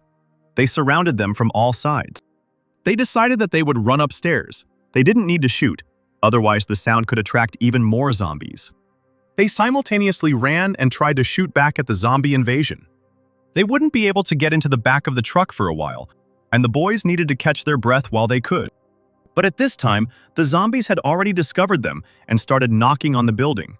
And on top of that, they had run out of bullets. Everyone was in a very depressed mood, and they were determined to die. And the zombies at this time were ready to tear them apart in a split second. The man told the others not to worry because the base had already requested help, and everything would be fine. Meanwhile, James began to explain the plan to distract the zombies so that they could help the group. James said that he and Mason would go together, and as soon as the path was clear, he would pull the people out of there. Some music started playing from the speakers, about someone who loves the boundless expanses where flowers grow at the foot of the mountain. The driver jokingly told the zombies to catch the rhythm. This melody is impossible to resist, and the song won't leave your head. They managed to distract the zombies, and now it was Mason and James's turn. The guy couldn't understand why there were still a bunch of zombies left here, but as it turned out, some zombies were death. James said that he was holding back the zombies, and the guy had to save the people, after which he began to open the gates to the building. The guy started to tell them that they had come to their aid, and that they should help open it quickly. Having opened the gate, the guy saw the silhouette of a man in front of him. Mason was very surprised that there was only one commander. He asked if there shouldn't be more than 10 people here. And why is he even here alone? Meanwhile, another group reached the roof of the building. Robertson complained that it was close. A little more and they would not have returned. Being bait is very dangerous. The guy also couldn't understand why there was only one commander. He asked or the others couldn't be saved. The commander began to tell that they were transporting supplies, and on the way they were ambushed by the J-04 base. Only he survived from their group, and the rest were killed. He ran away from them and ended up right in the clutches of the zombies. Robertson was very confused by the fact that initially only the commander needed to be saved, and he had no supplies with him. If they had known, they would not have sent so many forces. One man would have been enough to save them. Well, to tell the truth, a small group of their squad went to search for fuel 5 kilometers from here, but they were also surrounded by zombies. He hoped they could save them. But the head of the association paid them only for one rescue operation. For another one, additional payment is required. The commander was very indignant because the situation was critical. If they were not saved, then they would definitely not survive. He asked them. He would pay from his own food supplies as much as was needed. At this time, Mason said that he would help the commander, but Robertson interrupted him and told him to speak for himself, since they had not agreed to anything. But the guy decided to remind him that Robertson said that he would now be indebted to the guy. If they all together saved those people, they would be even.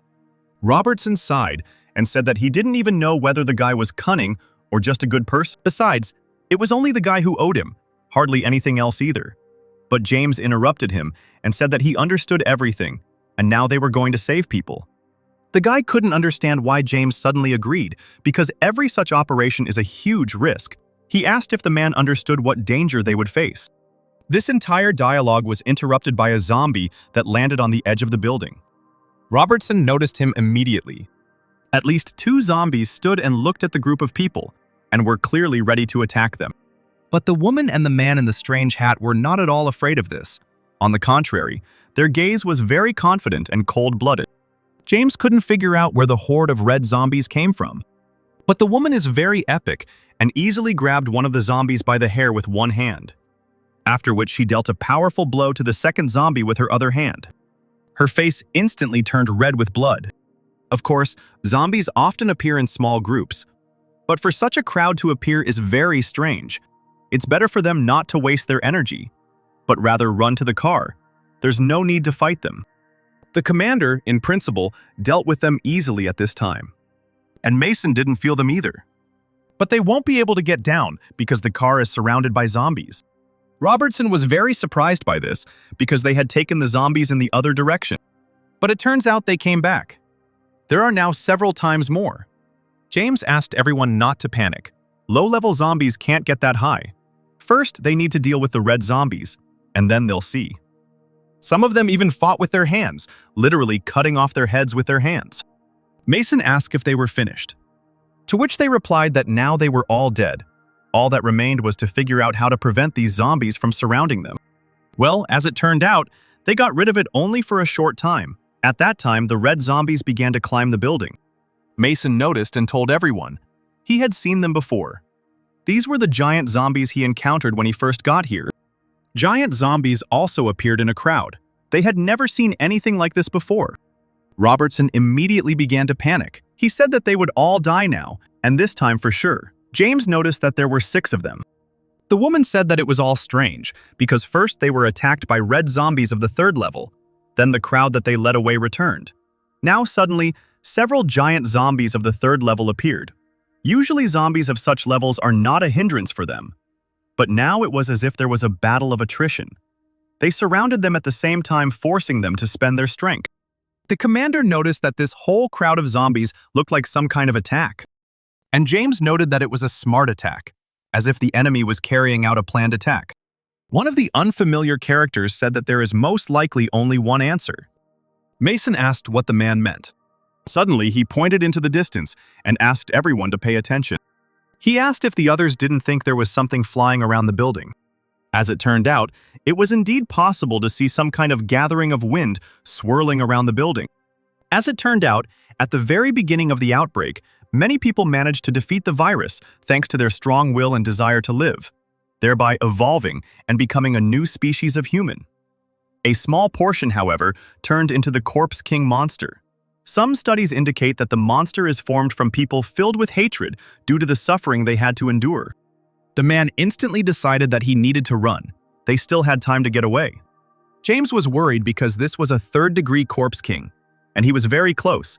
They needed to run as soon as possible, which is essentially what Robertson and the woman set about doing. They couldn't understand how the zombies got in so quickly. They needed to figure out how to escape, and the girl would hold them back. They're all already on the roof. They can't just leave a woman like that. Thanks to the guy's ability, he will probably be able to jump to that skyscraper. Robertson asked to move them so they can escape from the giant zombies. Mason thought it should work, but he could only carry one person at a time. Otherwise, it would be too heavy. The commander said that they were counting on him, and he would be the first. Meanwhile, the Corpse King was getting closer and closer to the building. The boy asked the commander to hold on tighter. The king was getting closer and closer with every second. The guy got ready to jump. But the king was not so stupid. He began to emit some powerful sound waves. The sound waves instantly knocked Mason and the commander off their feet. As it turned out, the guy couldn't even use the ability. At this time, the strong woman was nailed to the ground. There was a similar situation with Robertson and the man in the hat. The guy noticed that no one could use the ability. Things were bad. They needed to come up with something. The guy instantly figured out about the fatal bullet and asked the system to use the fatal bullet. But as it turned out, since the distance was too great, the bullet would only hit the surrounding area. So there was only one way left. The guy asked the system to spend all the crystals and cores on improvement. He had no time for chatter at all and asked the system to start improving faster. At this time, Robertson was thrown from side to side as if he were playing with some kind of toy. And Mason during this time improved very quickly and significantly. The woman was angry at James, who was holding her back, and she begged him with all her might to let her in. But as it turned out, some kind of error had appeared in the system, and the evolution process had been restarted. The guy got really angry about this and asked the system to be more abrupt. The system reported that the revolution was complete. A new skill was acquired. The water surface was smooth. The state of concentration was enhanced, and attentiveness was significantly increased. The guy had never felt anything like this before, and it seemed he now understood how to best use the abilities he had. And at that time, Robertson begged to be saved. Apparently, he wanted to have more fun with many beauties. The man with the hat was almost eaten alive, but Mason got to him in time and grabbed the zombie from behind, with such force that he literally tore off the zombie's head, thereby saving the man.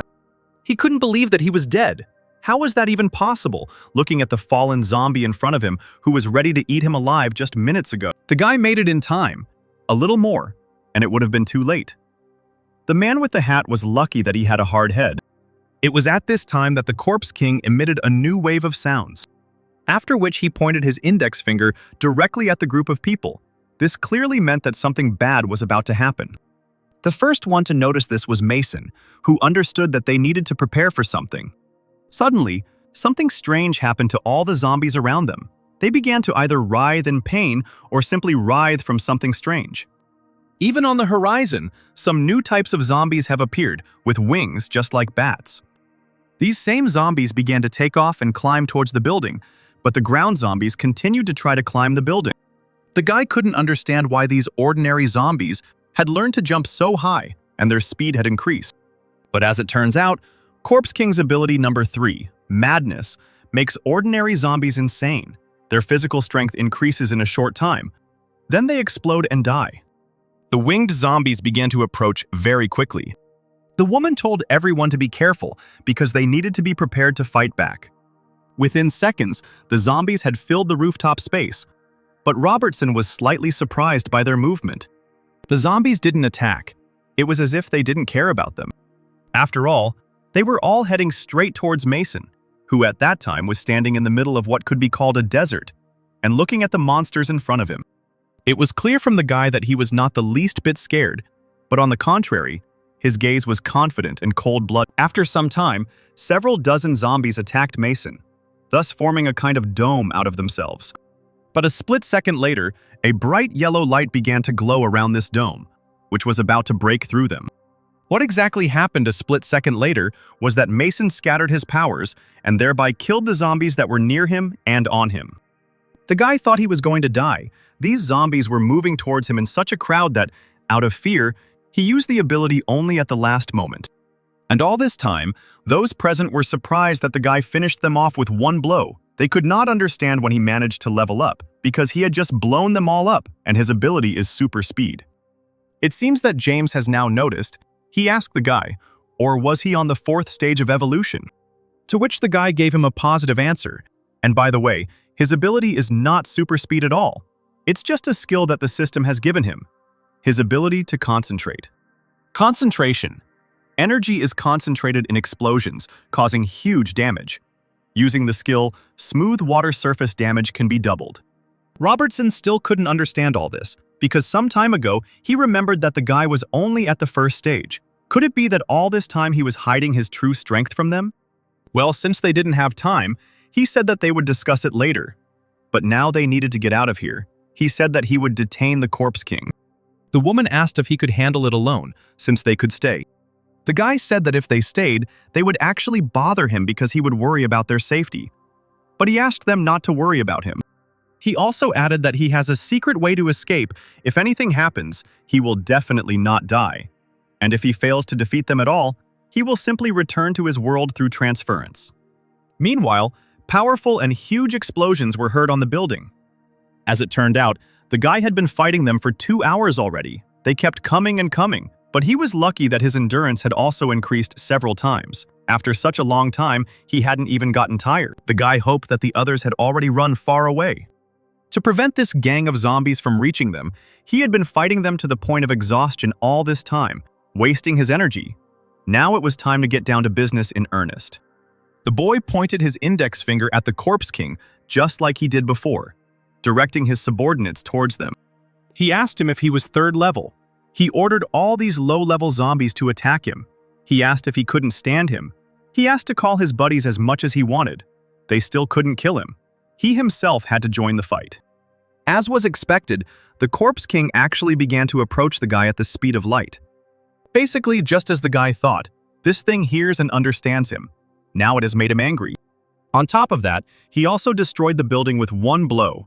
If you don't dodge at least once, all the fun will definitely end. As it turned out, he also had enormous speed, and the guy had the idea to simply run away. If such a zombie is only at the 3rd stage, and if it evolves further, it is not even possible to cope with it. You need to finish off the Corpse King as quickly as possible. He began to remember that when he fought the Psycho Leader, he concentrated water in one point to create a kind of water blade. Perhaps if the guy also uses his smooth water skill, he will succeed. The guy tried his best, and he really started to get something. And in the end, the guy succeeded. At this time, the head was in captivity from the outside world. The commander and Oscar built some kind of dome especially for him. The secret extract will soon completely penetrate the head, and within 3 days its power can be extracted. Oscar asked not to worry. He had already carried out this procedure several times. Everything was successful, of course. This is the first time he has done this with someone who has evolved to such a high degree. But 3 days will be enough. The commander was very surprised, but for some unknown reason. Mason also found time to call James and ask how they were doing, and it turned out that everything was fine. They saved another group of people. It might be because the Corpse King ordered all the zombies to attack the guy, but when they arrived at the group, there were practically no zombies in the area. The guy was scared that something had happened to them, and that was why they weren't responding. He didn't think they would cope so quickly.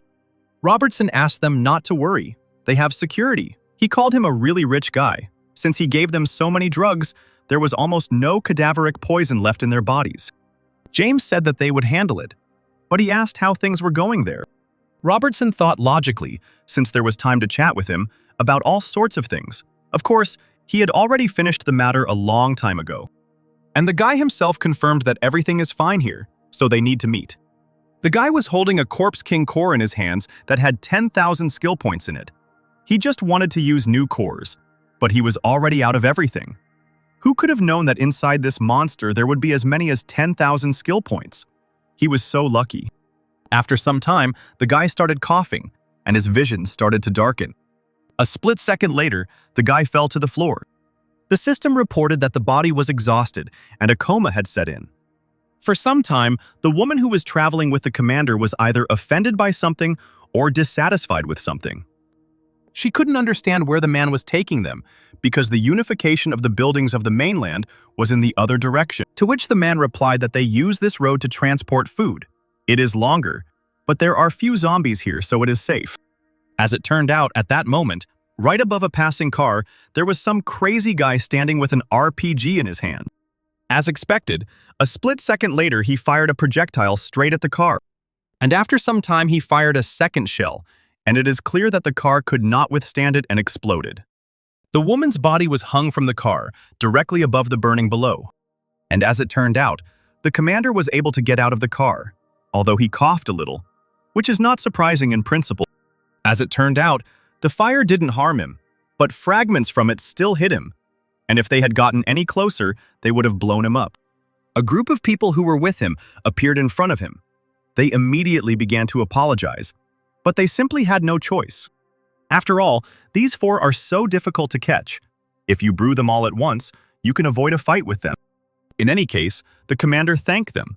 It was all thanks to them that this was possible, and he ordered them to return to the 17th camp. And the guy continued to lie on the rocks all this time.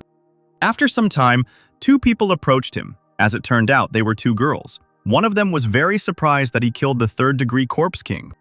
It's dangerous to sleep in such a place. The guy needs to be taken away from here. A very angry guy woke up with words about letting the man sleep. He couldn't understand why they were suddenly yelling. The two children were actually scared of the boy and started running away from him. It is clear that the guy was confused. He could not understand where he ended up. The hero slept for 10 whole days. The girl said that this was a union for the assistance of rock climbers and that she was its leader, Alexa. They confiscated his radio because it is forbidden to use communication devices at the base. But he insistently asked for the radio to be returned to him and also added that he would contact his friends after leaving their base. The girl said that it was painful, this attitude towards those who saved his life. The guy couldn't understand how he could forget about this. Of course, he had to thank them for saving him. He asked what things they needed. He would get anything in any quantity. He asked if they might need a truckload of food. The girl thanked the guy for such generosity, but now they need something else most of all. They need a strong warrior like Mason. So their alliance would like to ask him for something. He said that if they needed anything, they should contact him. But first he needed to make sure that his friends were not in any danger, because he was worried. The girl said that she would tell him to be taken outside. Then they would give him a radio so that he could contact his friends. When the guy was taken outside, he noticed that no one was answering. The girl standing next to him suggested that they might have changed the radio or that they were simply not there. In general, they need to return to the Union. The leader is waiting for them. And the guy silently thought to himself that if this continues, he will never leave here. As it turned out, all this time they were standing near the legendary Eiffel Tower in Paris. The hero couldn't understand where the girl was taking him. Weren't they supposed to go to the camp? The girl replied that he needed to tidy himself up before going to the head. After all, the guy hadn't washed for 10 days, and he smelled terrible. She asked to take a shower first. The girl said that when the guy goes left, he will see a bathhouse. She will wait for him here. The guy went in search of a shower. After the guy sniffed the head in his t-shirt, he asked himself if the smell was really that terrible, and why then couldn't he smell it? In his soul, he saw a girl in front of him who began to undress. It is clear that the guy was surprised to see her in front of him. He immediately began to apologize and said that he was in the wrong room, after which he went into the men's shower, in his opinion, and began to take it. So much had happened in these few days that he didn't even think about their separation. It was probably better to keep himself busy with something. Now all attention needs to be focused on making money. Who knows, maybe if he helps the rock climbers union, a new buyer will open up for him. And at this time, while the guy was taking a bath, someone's female feet began to step near him. A crowd of practically naked women entered the room. It goes without saying that the guy was immediately embarrassed by what he saw. He couldn't understand what was going on and why there were only girls there. A girl walked past him, probably didn't notice him. He started to crawl out of the bathhouse. It seemed like no one was looking here. He needed to get out right now. But before Mason could get out, a girl appeared next to him and said that the water was so hot. And at this time, behind the guy, the girls started having fun. A girl came into the room and said that their mission had been successfully completed, and that only thanks to their hard work and persistent training, the courageous spirit of the climbers helped them become stronger day by day. She wanted to take advantage of the opportunity because they had gathered together in the bathhouse, where everyone trusted each other. She suggests that they fight naked to see how they can fight an opponent without using any equipment. The fighting girl reported that they would not be able to escape. After all, she locked the door. And in order to get out, one of them will need to win and capture the key. Whoever holds out until the end will be able to get out of here. She said that they had 3 minutes to find one partner. The two girls immediately jumped up to the captain. It is clear that they saw a strong ally in her. The girls immediately united and began to come up with a plan to defeat everyone. One of the girls simply fell to the floor and started screaming that she hadn't found anyone and begged the captain not to get involved. But the captain noticed that there was a girl standing there without a partner. It goes without saying that she pointed her finger at Mason, and the captain asked him to come to them. The guy was very embarrassed and didn't know what to do. But turning around, they saw a stunning girl in front of them. And as it turned out, Mason had transformed in a matter of minutes. The captain was informed that this girl was not from their squad. The guy asked someone there to help them because they were short-staffed.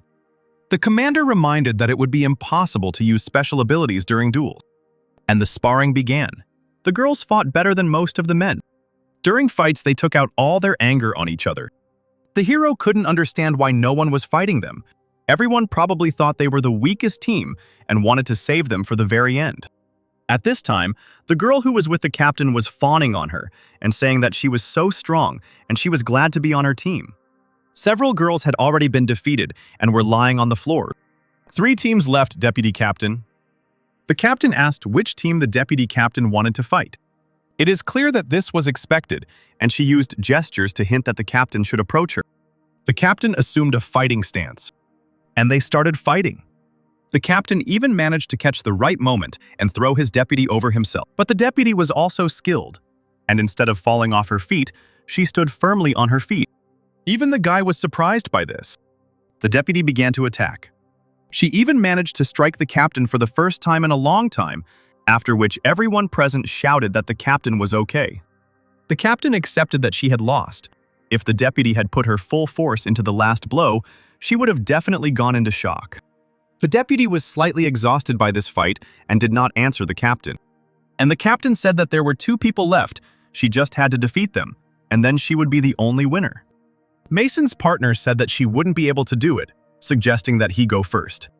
A split second later, Mason instantly raised his hand and announced that he surrendered. His partner couldn't understand why he did this because they hadn't even tried, and he was already giving up.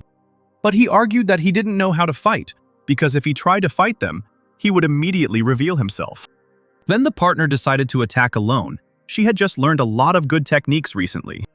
But without landing a single blow, the girl simply fell to the floor and began to cry, saying that the deputy captain had offended her. Meanwhile, the captain put the key on the floor. The deputy captain told the girl that she still had a lot of training to do. A split second later, the girls were finally released. After all these fights, they were all very hungry and decided to go eat. The deputy reported that the captain had lost to her on purpose, since this was not like her usual level. The woman asked why she thought so, but she didn't give in to her. The captain said, stroking the girl on the head, that although she had become stronger, she still did not believe in herself, and also added that everyone respected her very much. The guy decided that now they would leave, and then he himself would come out. At this time, the girl noticed that a thread was sticking out of the guy's towel. It goes without saying that after she pulled this thread, the towel fell off him, and she saw who he really was. The guy immediately covered himself with his hands, but this didn't quite save the situation. The girl saw in front of her the shadow of something big sticking out of the guy. The girl immediately began calling the captain into the room. But as soon as the two women turned their heads back, Mason instantly grabbed the girl and ran somewhere with her.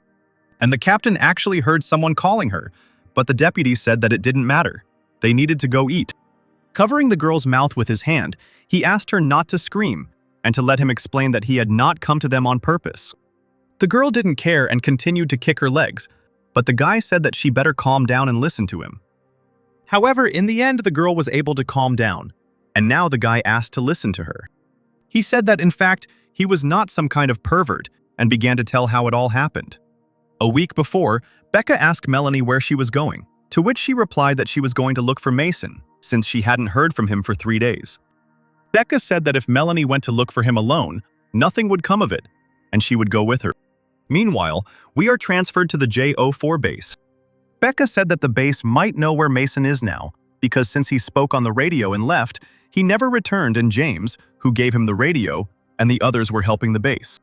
So even if they don't know where he is at this base, they can ask them how to contact James.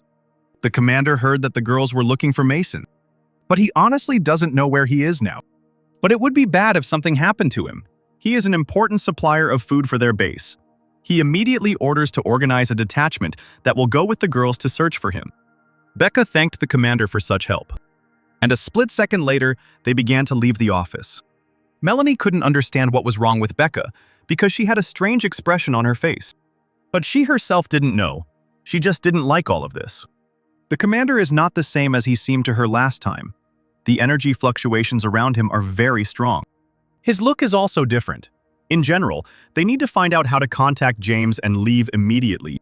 Meanwhile, someone's handcuffed hands were holding onto the handrail of the cell. As it turned out, all 4 people were locked up. The woman said that apparently this commander had been keeping them here for a week already. They were only fed, and nothing was explained. And maybe he would finally say what he needed. A man with a lollipop in his mouth reported that the woman was just as hot-tempered. How many times do I have to tell her? If there is a problem, it can always be discussed calmly. At these words, everyone present was a little stupefied, because he was not just trying to discuss it calmly, but simply lock them in a cell. As it turned out, their own boss stood up to them. Meanwhile, Melanie and her sister escaped from the base. Becca reported that the sentries were turning around. They needed to run quickly. At this time, Oscar asked whether the commander would simply let them leave. If they forced them to stay, it would only arouse more suspicion. Besides, he really hoped that Mason was not in danger, since he could get so much food in a short time. Then he certainly had many abundant sources. As long as he supplied them with food, they would not depend on the unification of the buildings of the mainland. Moreover, the commander had already ordered their men to follow the girls. If anything interesting happened, they would be informed about it. At this time, the girls began to move further and further away. The girls climbed over to the car and started heading off somewhere. Becca told her sister to get some rest since she had been driving all night, and even Melanie herself agreed with this. While gorging herself on noodles, the girl said that these noodles were simply delicious. If it weren't for Mason, Melanie wouldn't have even known that there were so many delicious things. Suddenly, Becca asked her sister if she had feelings for Mason and if she liked him. But she herself doesn't know. She doesn't know what it's like when you like someone. Since childhood, she cared about only one thing: the safety and survival of her sister. But since Mason appeared, they no longer need to risk their lives in search of food. She is very grateful to him. When he is around, all the tension and anxiety evaporates, and she somehow imperceptibly calms down. There had been no news from him for so many days. One could only think that he had gotten into trouble, or that he had gotten tired of them and had decided to leave himself. Be that as it may, the girl wants to see him again. The girl asked her sister why her attitude towards the guy had suddenly changed, since at first she had wanted to kill him. My sister said that Mason is a good person, that's all. Then they will find him, and she will be kinder to him in the future. Mason values Melanie very much, and often tells Becca that she is sweet, and her sister thinks so too. But Becca doesn't see anything so sweet in herself. It turns out their car broke down, but these parts cannot be repaired, and they don't have new ones to replace them. So you have to look for them in other cars along the road. It was only 10 kilometers to the camp and the others. This car always broke down at the wrong time. But Becca wasn't happy about it because it was her favorite car. They started walking along the rows and looking for parts, but there were none nearby. And on top of that, it was hot. Melanie suggested that it would be better to go on foot. But Becca didn't hear her at that time because she had found some high-quality part and decided to take it.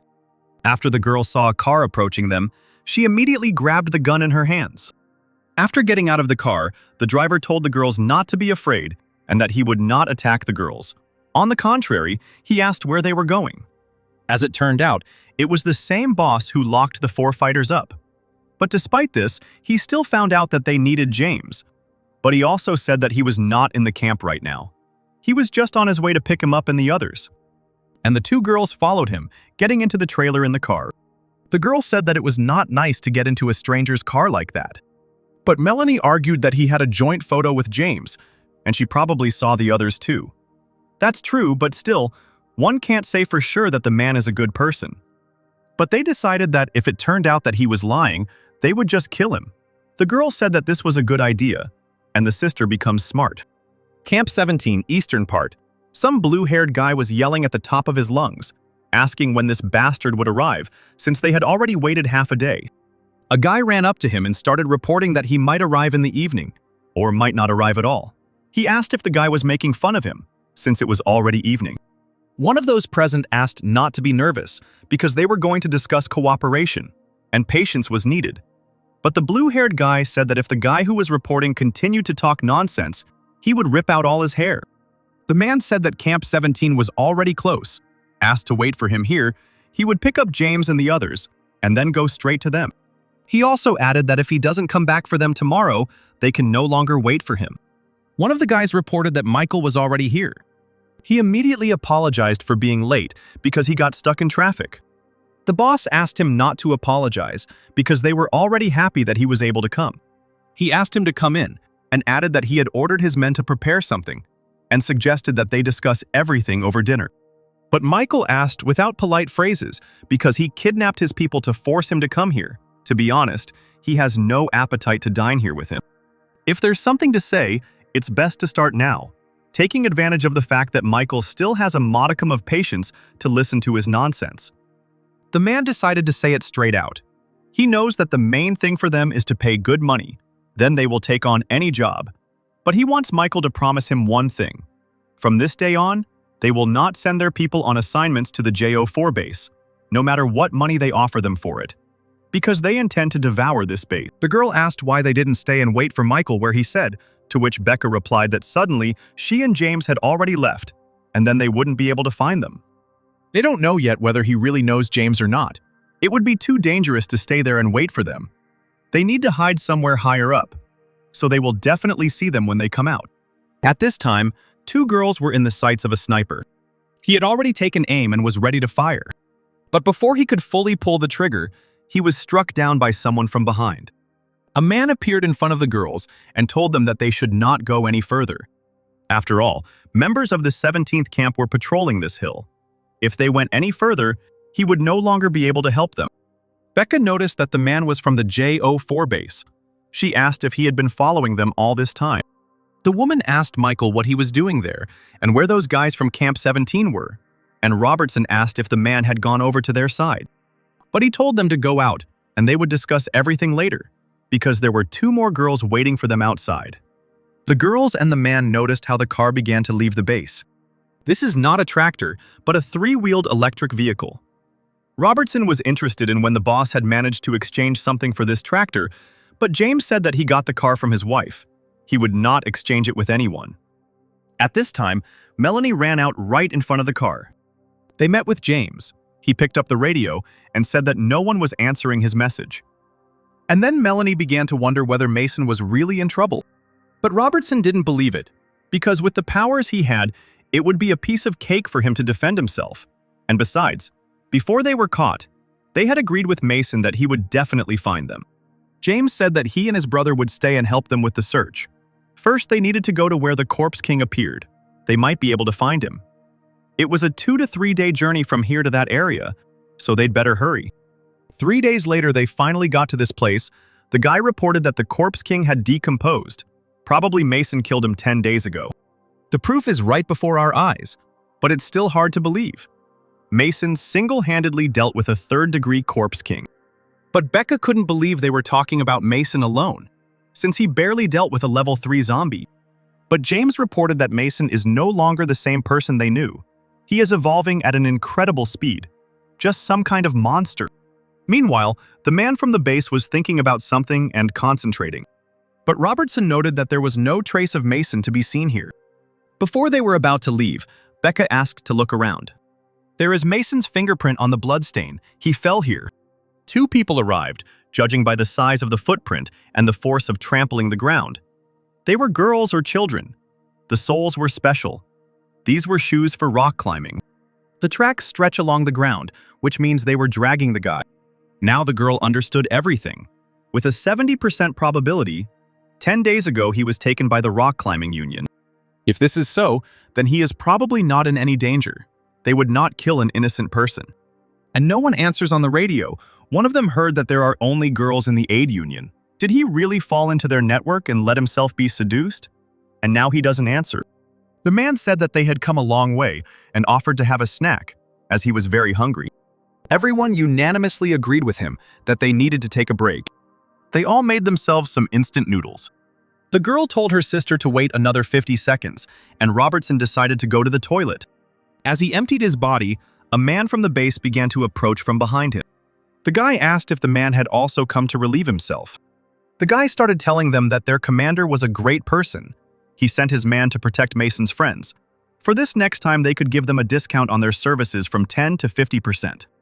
Just as Robertson was about to announce that he was finished, the man practically grabbed his head. And as was expected, he twisted her.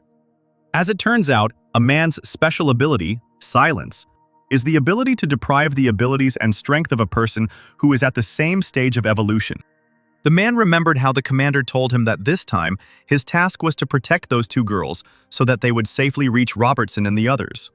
They easily managed to imprison the 7th degree evolved, and because Robertson's special ability helped cope with the water flow. Now his abilities are the only thing that can pose a threat to him. When a man meets them, he must not miss the opportunity and bring him to them. Its ability does not grant its owners great power, but perhaps it will be useful to them. At this time, Oscar stood nearby and laughed. The man grabbed the guy on his shoulder and carried him somewhere. But at that moment, the guy's radio fell out of his pocket. Mason couldn't understand why no one was answering the radio, to which the girl replied that perhaps they had changed the radio or she was not nearby. In general, they need to return to the Union. Their leader is waiting for them. And at that time, the head came into the shower and asked the girl if she really had caught Mr. Mason in the women's bathhouse. At this time, the guy was standing in the middle of the bathhouse and was tied up. The girl also added that he tried to bribe her with this precious candy so that she would not tell anyone anything. But her will could not be broken with such a thing. The deputy asked the captain if this was how the guy they had saved behaved, since she thought he was a decent person. She asked the head why they should allow such a scoundrel to stay with them. They needed to throw him out of the Union. But the girl was very angry with him. She said that this was not enough. First, she would cut off something of him.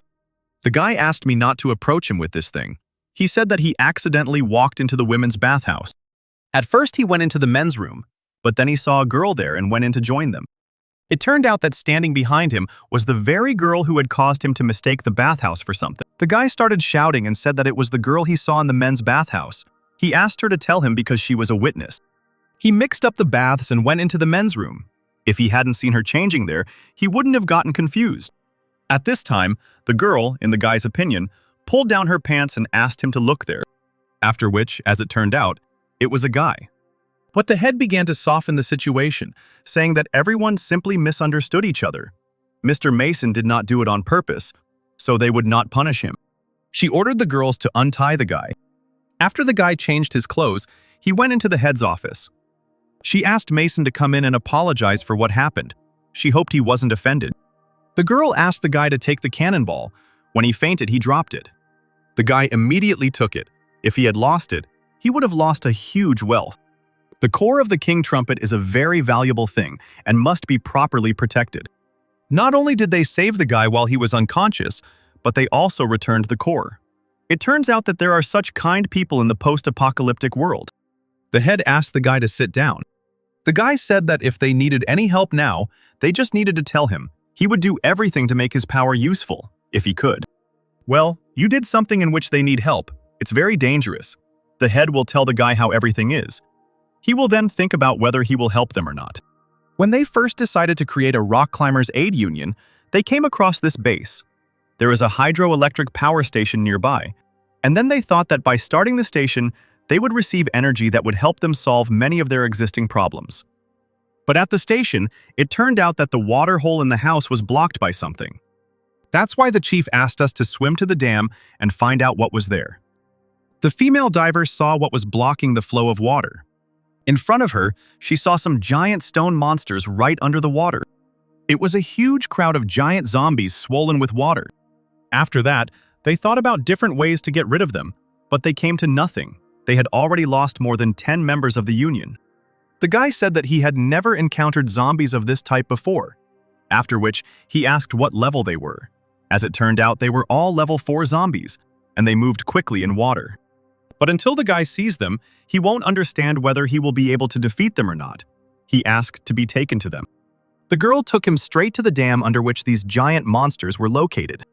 Without thinking for long, the guy decided that he needed to swim there already. The girl was very surprised by this because the guy wasn't even prepared. He was just going, probably to his death. Only prepared members of the squad were going down. But the guy asked not to worry.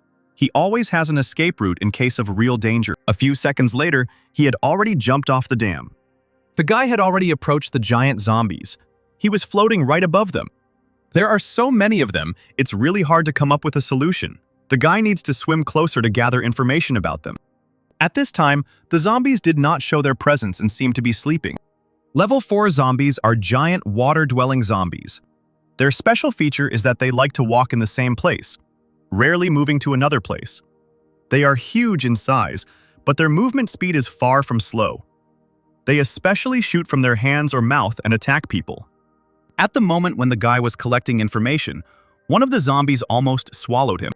But the guy managed to react quickly and stood right in his mouth, thereby preventing him from killing himself. This zombie is simply huge, but moves completely unnoticed. The guy didn't even feel the vibrations. His strength was practically exhausted. He certainly wouldn't last much longer. The guy told the monster so that he would know that the Great Mason was not so easy to eat. After he used the feature, he firstly broke the monster's teeth and also got out of the trap. But the guy definitely won't be able to cope with the whole crowd. It's time for him to swim away from here. At this time, the girl standing above was surprised why the guy still hadn't returned. She hoped that he hadn't been eaten. Just after the girl thought about why he hadn't returned for so long, he emerged from the water. The girl handed him a ladder, and he began to climb up the dam. The guy was lucky that these zombies can't really swim. They only move along the bottom. But the girl told him that it was dangerous there. And at that time, the guy began to take off his pants. Somehow forgetting that there was a girl standing next to him, he took off his pants along with his underwear, and the girl immediately got angry about it. A few minutes later, he came to the head and reported that he had seen everything. But he assured the chief not to worry, because he knew what to do with them. He just needed an underwater machine gun. Everyone present was very surprised by this, but the head was the happiest about it. Deputy Captain, ask the guy if he's confident he can handle 100 zombies with just a machine gun. He doesn't need to try to overreach. But the guy said that everything was under control. He had already found himself in such a situation. That time, when he was surrounded by a crowd of zombies, he was able to take out 1,000 with 8 bullets. For these big guys, he thinks 20 will be enough. But the commander said that the Union currently doesn't have such a weapon. She asked again if a depth charge would do. They somehow wanted to blow them all up, so they stocked up on a lot of them, although their effectiveness is so-so. The guy was surprised that this was the only underwater weapon available. After moving away from the commander, the guy asked the system if he could combine a depth charge with a fatal bullet. The system categorically replied that this was impossible, since the fatal bullet skill could only be used with an adjustable weapon that fired an object at high speed. After these words, the guy was clearly slightly surprised. The guy was at a loss because he didn't know what to do now. He had just been showing off that he could solve everything, but now he needed to come up with another way. After some time, some idea finally came to his mind. The guy asked the captain to make something for him. She said that he could just call her by her first name, after which Mason told him what needed to be done. He wanted to ask her to assemble one thing, which he would now draw and show what it roughly looked like. The captain reported that the device was quite simple, and their mechanic would make one by the evening. After some time, all the women and the guy came to the dam, and he was apparently holding in his hands the very weapon that he had asked to be made. It turned out that it was an adjustable crossbow, and thanks to an improvement, it can also shoot in water. An adjustable and fast-firing weapon, it fits all the requirements of the system. What a smart guy he is. The guy told the system that he wanted to use 20 fatal bullets, and that's all he spent 1,000 points on. After which, several arrows came very close to the monsters. The bullets are spent. The guy thinks that they will work in about 12 hours. But suddenly, the zombies woke up and started screaming loudly, producing sound waves just like the Corpse King. A split second later, the guy was instantly thrown out of the water by such sound waves. The guy couldn't understand how this had happened. Previously, he had to wait half a day for the bullet to detonate, after which the system alert would arrive. The moment of the fatal bullet's activation could not be predicted, and a person could not control the process. The guy decided that he would never use this skill again, and the assistant asked everyone to look at him. She knew that he was just showing off. That's why size doesn't matter. You always have to look at whether a person is really good in practice. Meanwhile, Becca had almost finished all the noodles. But Melanie took the noodles from her sister because they were Robertson's, to which her sister asked her who was to blame for him taking so long to go to the toilet. The noodles are not tasty when they get soggy. After which the girl herself decided to share his noodles between the two of them. And James at this time decided to look for him. He started to go down the same stairs as the guy, after which I saw the top radio on the floor. And he immediately ran to the others. He reported that he had picked up the radio in his hands in the neighboring building. It was not in his nature to lose things like that. The girl reported that during the few minutes he was gone, she did not hear any strange sounds. Perhaps he went somewhere on his own. And James began to think that the guy didn't make a sound, and there were no signs of a fight, which meant the guy knew this person, so he let his guard down, and therefore he was easily knocked out. But of all those present, no one left anywhere. The man personally saw it. He thought that it could be the boss and the others, but why didn't they warn them and just leave? The girl thought that this was all very strange, and the guy was definitely in trouble. He needed to go back to the boss and the others and report everything, but James promised them to find Mason. The girl said that since he was in the Rock Climbers Aid Union, he was in little danger. The assistant told the man not to worry, because the commander ordered him to guarantee the safety of these girls. As long as he was nearby, nothing would threaten them. There were a lot of zombies in the area, so he should be more careful. At this time, the assistant came somewhere in the forest and asked the stranger why he was still there.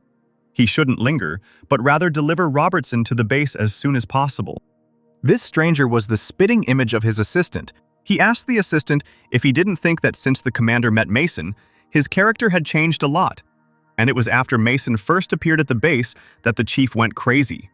If this continues, the commander could very well become the next madman. Well, the assistant said that these were simply his baseless guesses. From the very beginning, the commander's desire was to build a protected city in which people would live in harmony and peace, without fear of zombie attacks. Now, only the first phase of the plan is underway. There is no need to throw him unnecessary problems. The stranger said that since he didn't believe him, he would find evidence. The commander raised them. He was like a father to them. The stranger would not allow his life to be destroyed en masse.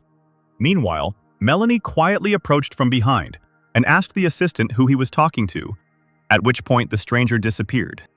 But the assistant denied that he hadn't spoken to anyone. He was simply transmitting a report to the base. Tomorrow morning they would already be at the Rock Climbers Aid Union.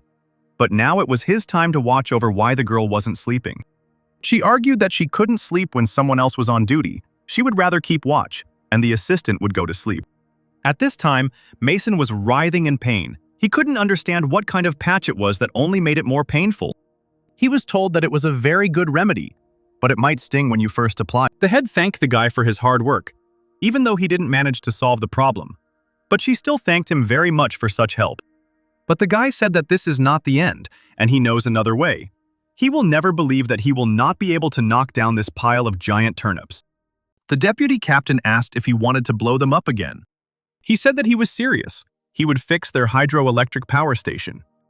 At first, the guy wanted to save the Corpse King's core for a special occasion.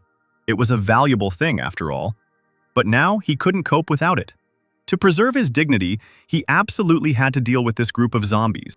But first, he needs to make sure of something. The system. The Corpse King's core can only be used to recharge skill points, or for example, you can make pills from it. The system reported that the core is used to charge skill points, and in a post-apocalyptic world, people can use it to create high-level evolutionary tools through tempering. The guy noted that the difference is small. There is no point in storing it, so he asked the system to use the Corpse King's core for recharging. The Corpse King's core was accepted. The skill points charged were 10,000 points. The total science points were 10,050 points. With 10,000 points, the guy will immediately become evolved to level 7. The very thought of which makes the guy happy. Since time was short, he asked the system to perform the improvement 10 times.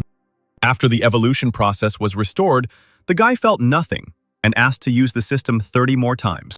In this case, it was similar, after which he asked 50 more times. With his arms already crossed, he asked if everything had worked out. The system gave an error and asked whether to continue improving. But the guy has no skill points left, it's just a complete rout. The girl told the chief that 3 people had come and they claimed to be Mason's friends, saying that they had been looking for him for a long time. The chief said that they could come in, after which the girl called them to her. She greeted the stranger and said that she had been told that they were Mason's friends, after which she asked if they belonged to any camp. To which the girls replied to the chief that they were simply moving freely and asked him to call Mason, saying that they had urgent business with him. Well, since it's urgent, the boss won't question them for long. She'll order them to be taken straight to Mason. After which they followed the girl.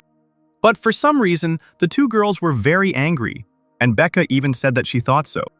They thought that Mason had forgotten about them long ago, and they had taken such a risk to find him, and there was no need to stick together with such a person. Melanie decided that they needed to see him first, then they would leave immediately. The girl led her into Mason's room, after which the girl began to open the door. Well, for some reason, I suddenly came to my senses and simply stood in front of the door. Even Becca told her to open the door quickly. The girl said that she simply wanted to leave here. They already know he's safe anyway. They need to leave. The girl looked sadly at her depressed sister. At this time, just when they had practically left, the guy left the room, and he shouted at their backs. He immediately began to bombard them with questions about what they were doing there, or whether they had run out of food. He thought he heard a girl's voice, went out to check, and it really was them. Becca clearly wasn't too happy to see Mason. The sisters looked at each other silently. Mason couldn't understand what Melanie was talking about. But the girl said that it was okay. The main thing was that the guy was safe. After the guy found out that Robertson had been captured, he became confused and furious and asked if they had found out who did it. The girl said that not yet, but James had already started searching for the criminal, and at that time, the sister stood and looked at the guy with anger in her eyes. Just think, the girls suffered so much to find him. It's his fault. He should have contacted them earlier. The guy said he would go and talk to the boss. He would put off the matter with the hydroelectric power station for now. Now he needed to help James in the search for Robertson. Melanie didn't think their boss would let them go so easily, but the guy said she was a very good person, sociable and understanding. Meanwhile, Robertson was being taken somewhere and was tied up. His hands were tied too tightly to make any attempt to get out.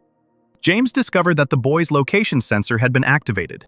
As it turns out, they hid these sensors under their skin and used them only in emergency situations. As it turned out, the sensor showed the JO4 base. At this time, the commander was informed that the guy was delivered to the base. At this time, he was coughing very loudly and painfully. The commander thanked the guy for a job well done. The guy asked the commander if he was okay. Ever since Oscar had transplanted the leader's power into him, his health had begun to rapidly deteriorate. But the man said that it was all nonsense and everything was fine with him. Oscar said that at first such a rejection reaction may appear, you just need to take blockers, that's all. The guy said that the commander trusted Oscar too much. He always felt that there was something wrong with him. He could not understand why he helped them without any reason. The commander asked the guy to calm down. He knows that he is worried about him. He thought everything through. He asked if the guy remembers their idea: to unite all people, to build an impregnable and safe city. People will no longer have to worry about being eaten by zombies, the elderly. Women and children will no longer be oppressed by cruel authorities, and human civilization will continue to flourish. The guy himself knows that now people are divided into camps, and because of selfish desires, the top brass of this hierarchy cannot give up power over the people in the camps. That is why they will have to act by force. They need to overthrow the government in all the camps and bases. Only in this way will they be able to unite the forces of all the people. And only if people unite will they be able to build a safe and impregnable city. And at this time, the guy reported that he saw that Mason was okay. Then his mission came to an end. Mason said that he remembers the guy. The girl told him that he protected them on the way here. He asked if the guy had been waiting outside the borders of the Union all this time, to which he replied that this was true. Their base and the Union had disagreements in the past, so he was forbidden to enter them. The guy said that their commander is such a loyal friend and let the guy tell him that next time, in addition to the goods, Mason will bring a ton of rice absolutely free.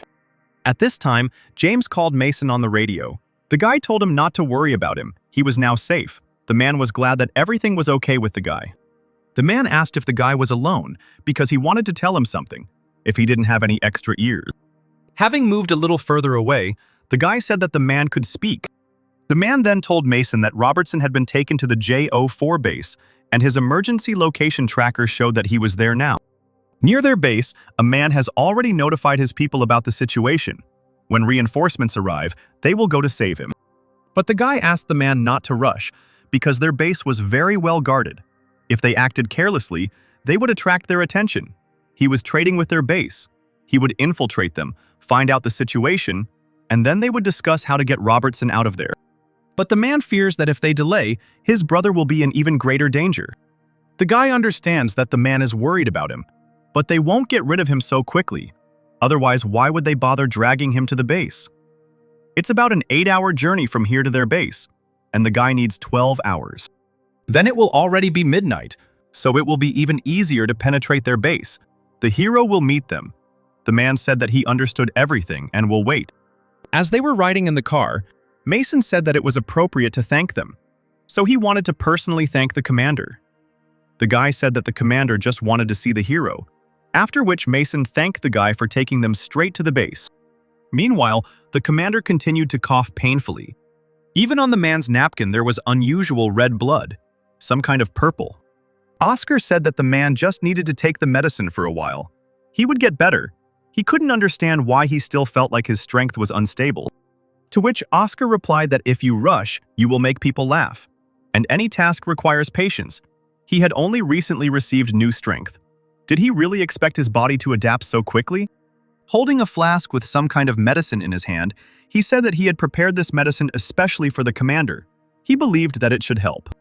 Oscar asked if the commander was feeling better. The commander reported that this medicine is very fast-acting. He feels that the strength has immediately stabilized.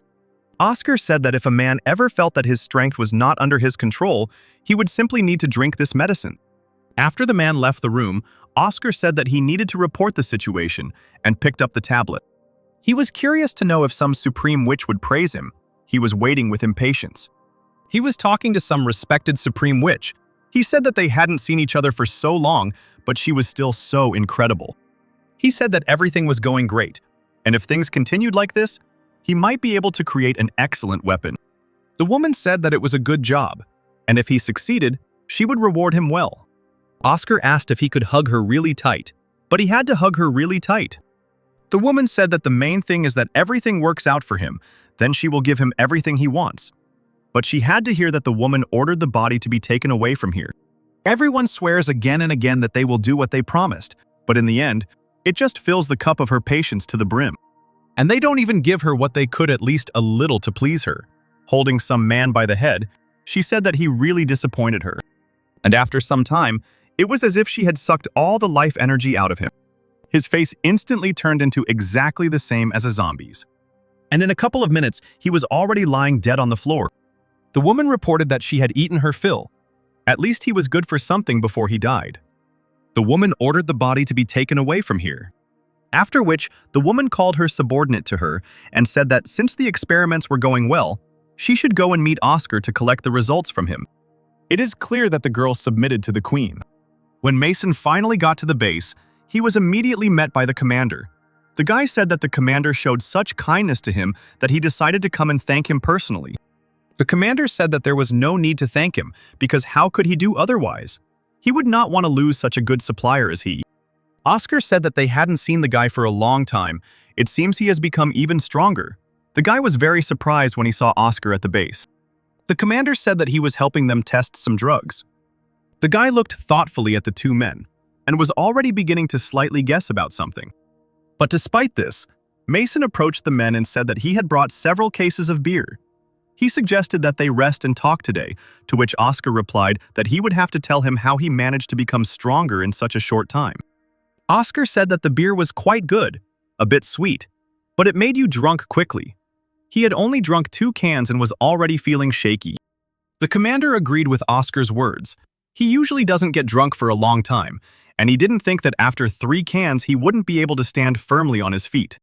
But the guy pretended that he didn't think it was that strong. He said that he couldn't drink anymore and suggested that they call it a day. The guy asked the girls to support him. He asked them to listen carefully. He said that Robertson was now at this base. He couldn't tell them earlier because the guy from the base was always nearby. James told him about it. They have to find Roberts before 3 o'clock in the morning today. James is outside now, waiting for their signal. He asked Melanie to follow the commander. And the sister should follow the guy because he knows exactly what is going on, and he himself will go after Oscar. He always seems strange to them. Basically, as Mason said, Melanie followed the commander. And the hero is after the Oscar, and the sister is after the guy. As it turned out, Oscar entered a secret passage. As the guy thought, something was wrong here. Oscar entered the secret passage. The guy at this time looked at him thoughtfully and thought through all the possible scenarios in his head, after which he went after him. Entering the room, he saw a lot of research equipment in front of him, and Oscar, who was standing behind some table. Oscar has little time. He decided to drink the serum against intoxication and continue working. The end of the research is near. The embrace of the queen awaits him. The second stage of the adaptation period is now underway. In the third stage, he will drink a serum that will lead to a new mutation, making him twice as strong. The previous 10-odd experiments failed at this stage, but now the strength of the 7th degree evolved will maintain a stable state, so the fusion should be successful. The guy couldn't understand what mutation and who Oscar was talking about. After some time, the guy turned around and saw the silhouette of a man behind the glass in front of him. He immediately realized that it was that crazy leader, and he had already guessed that they were experimenting on people. Was Robertson really captured for the same purposes? After some time, the head opened his eyes. The guy was very surprised that the man was alive. The man asked the guy to save him. He couldn't understand if the man was really joking. The guy didn't think that he would be kind to him if he left. He still wanted to live. At this time, the commander called Oscar and asked if he wanted something. In an angry voice, the man told Oscar to bring as many medicines as possible. His internal forces were unstable again. The man in his office writhed in unbearable pain from such a force inside him. And the girl at this time stood and watched all this. She could not understand what was happening to the commander. She couldn't understand what was on his back because it didn't look like a human body. Oscar said that he understood everything and would now come to the commander. It seems like the third stage is approaching. Everything will work out soon. Great, he's gone. Now the guy can see if Robertson is here.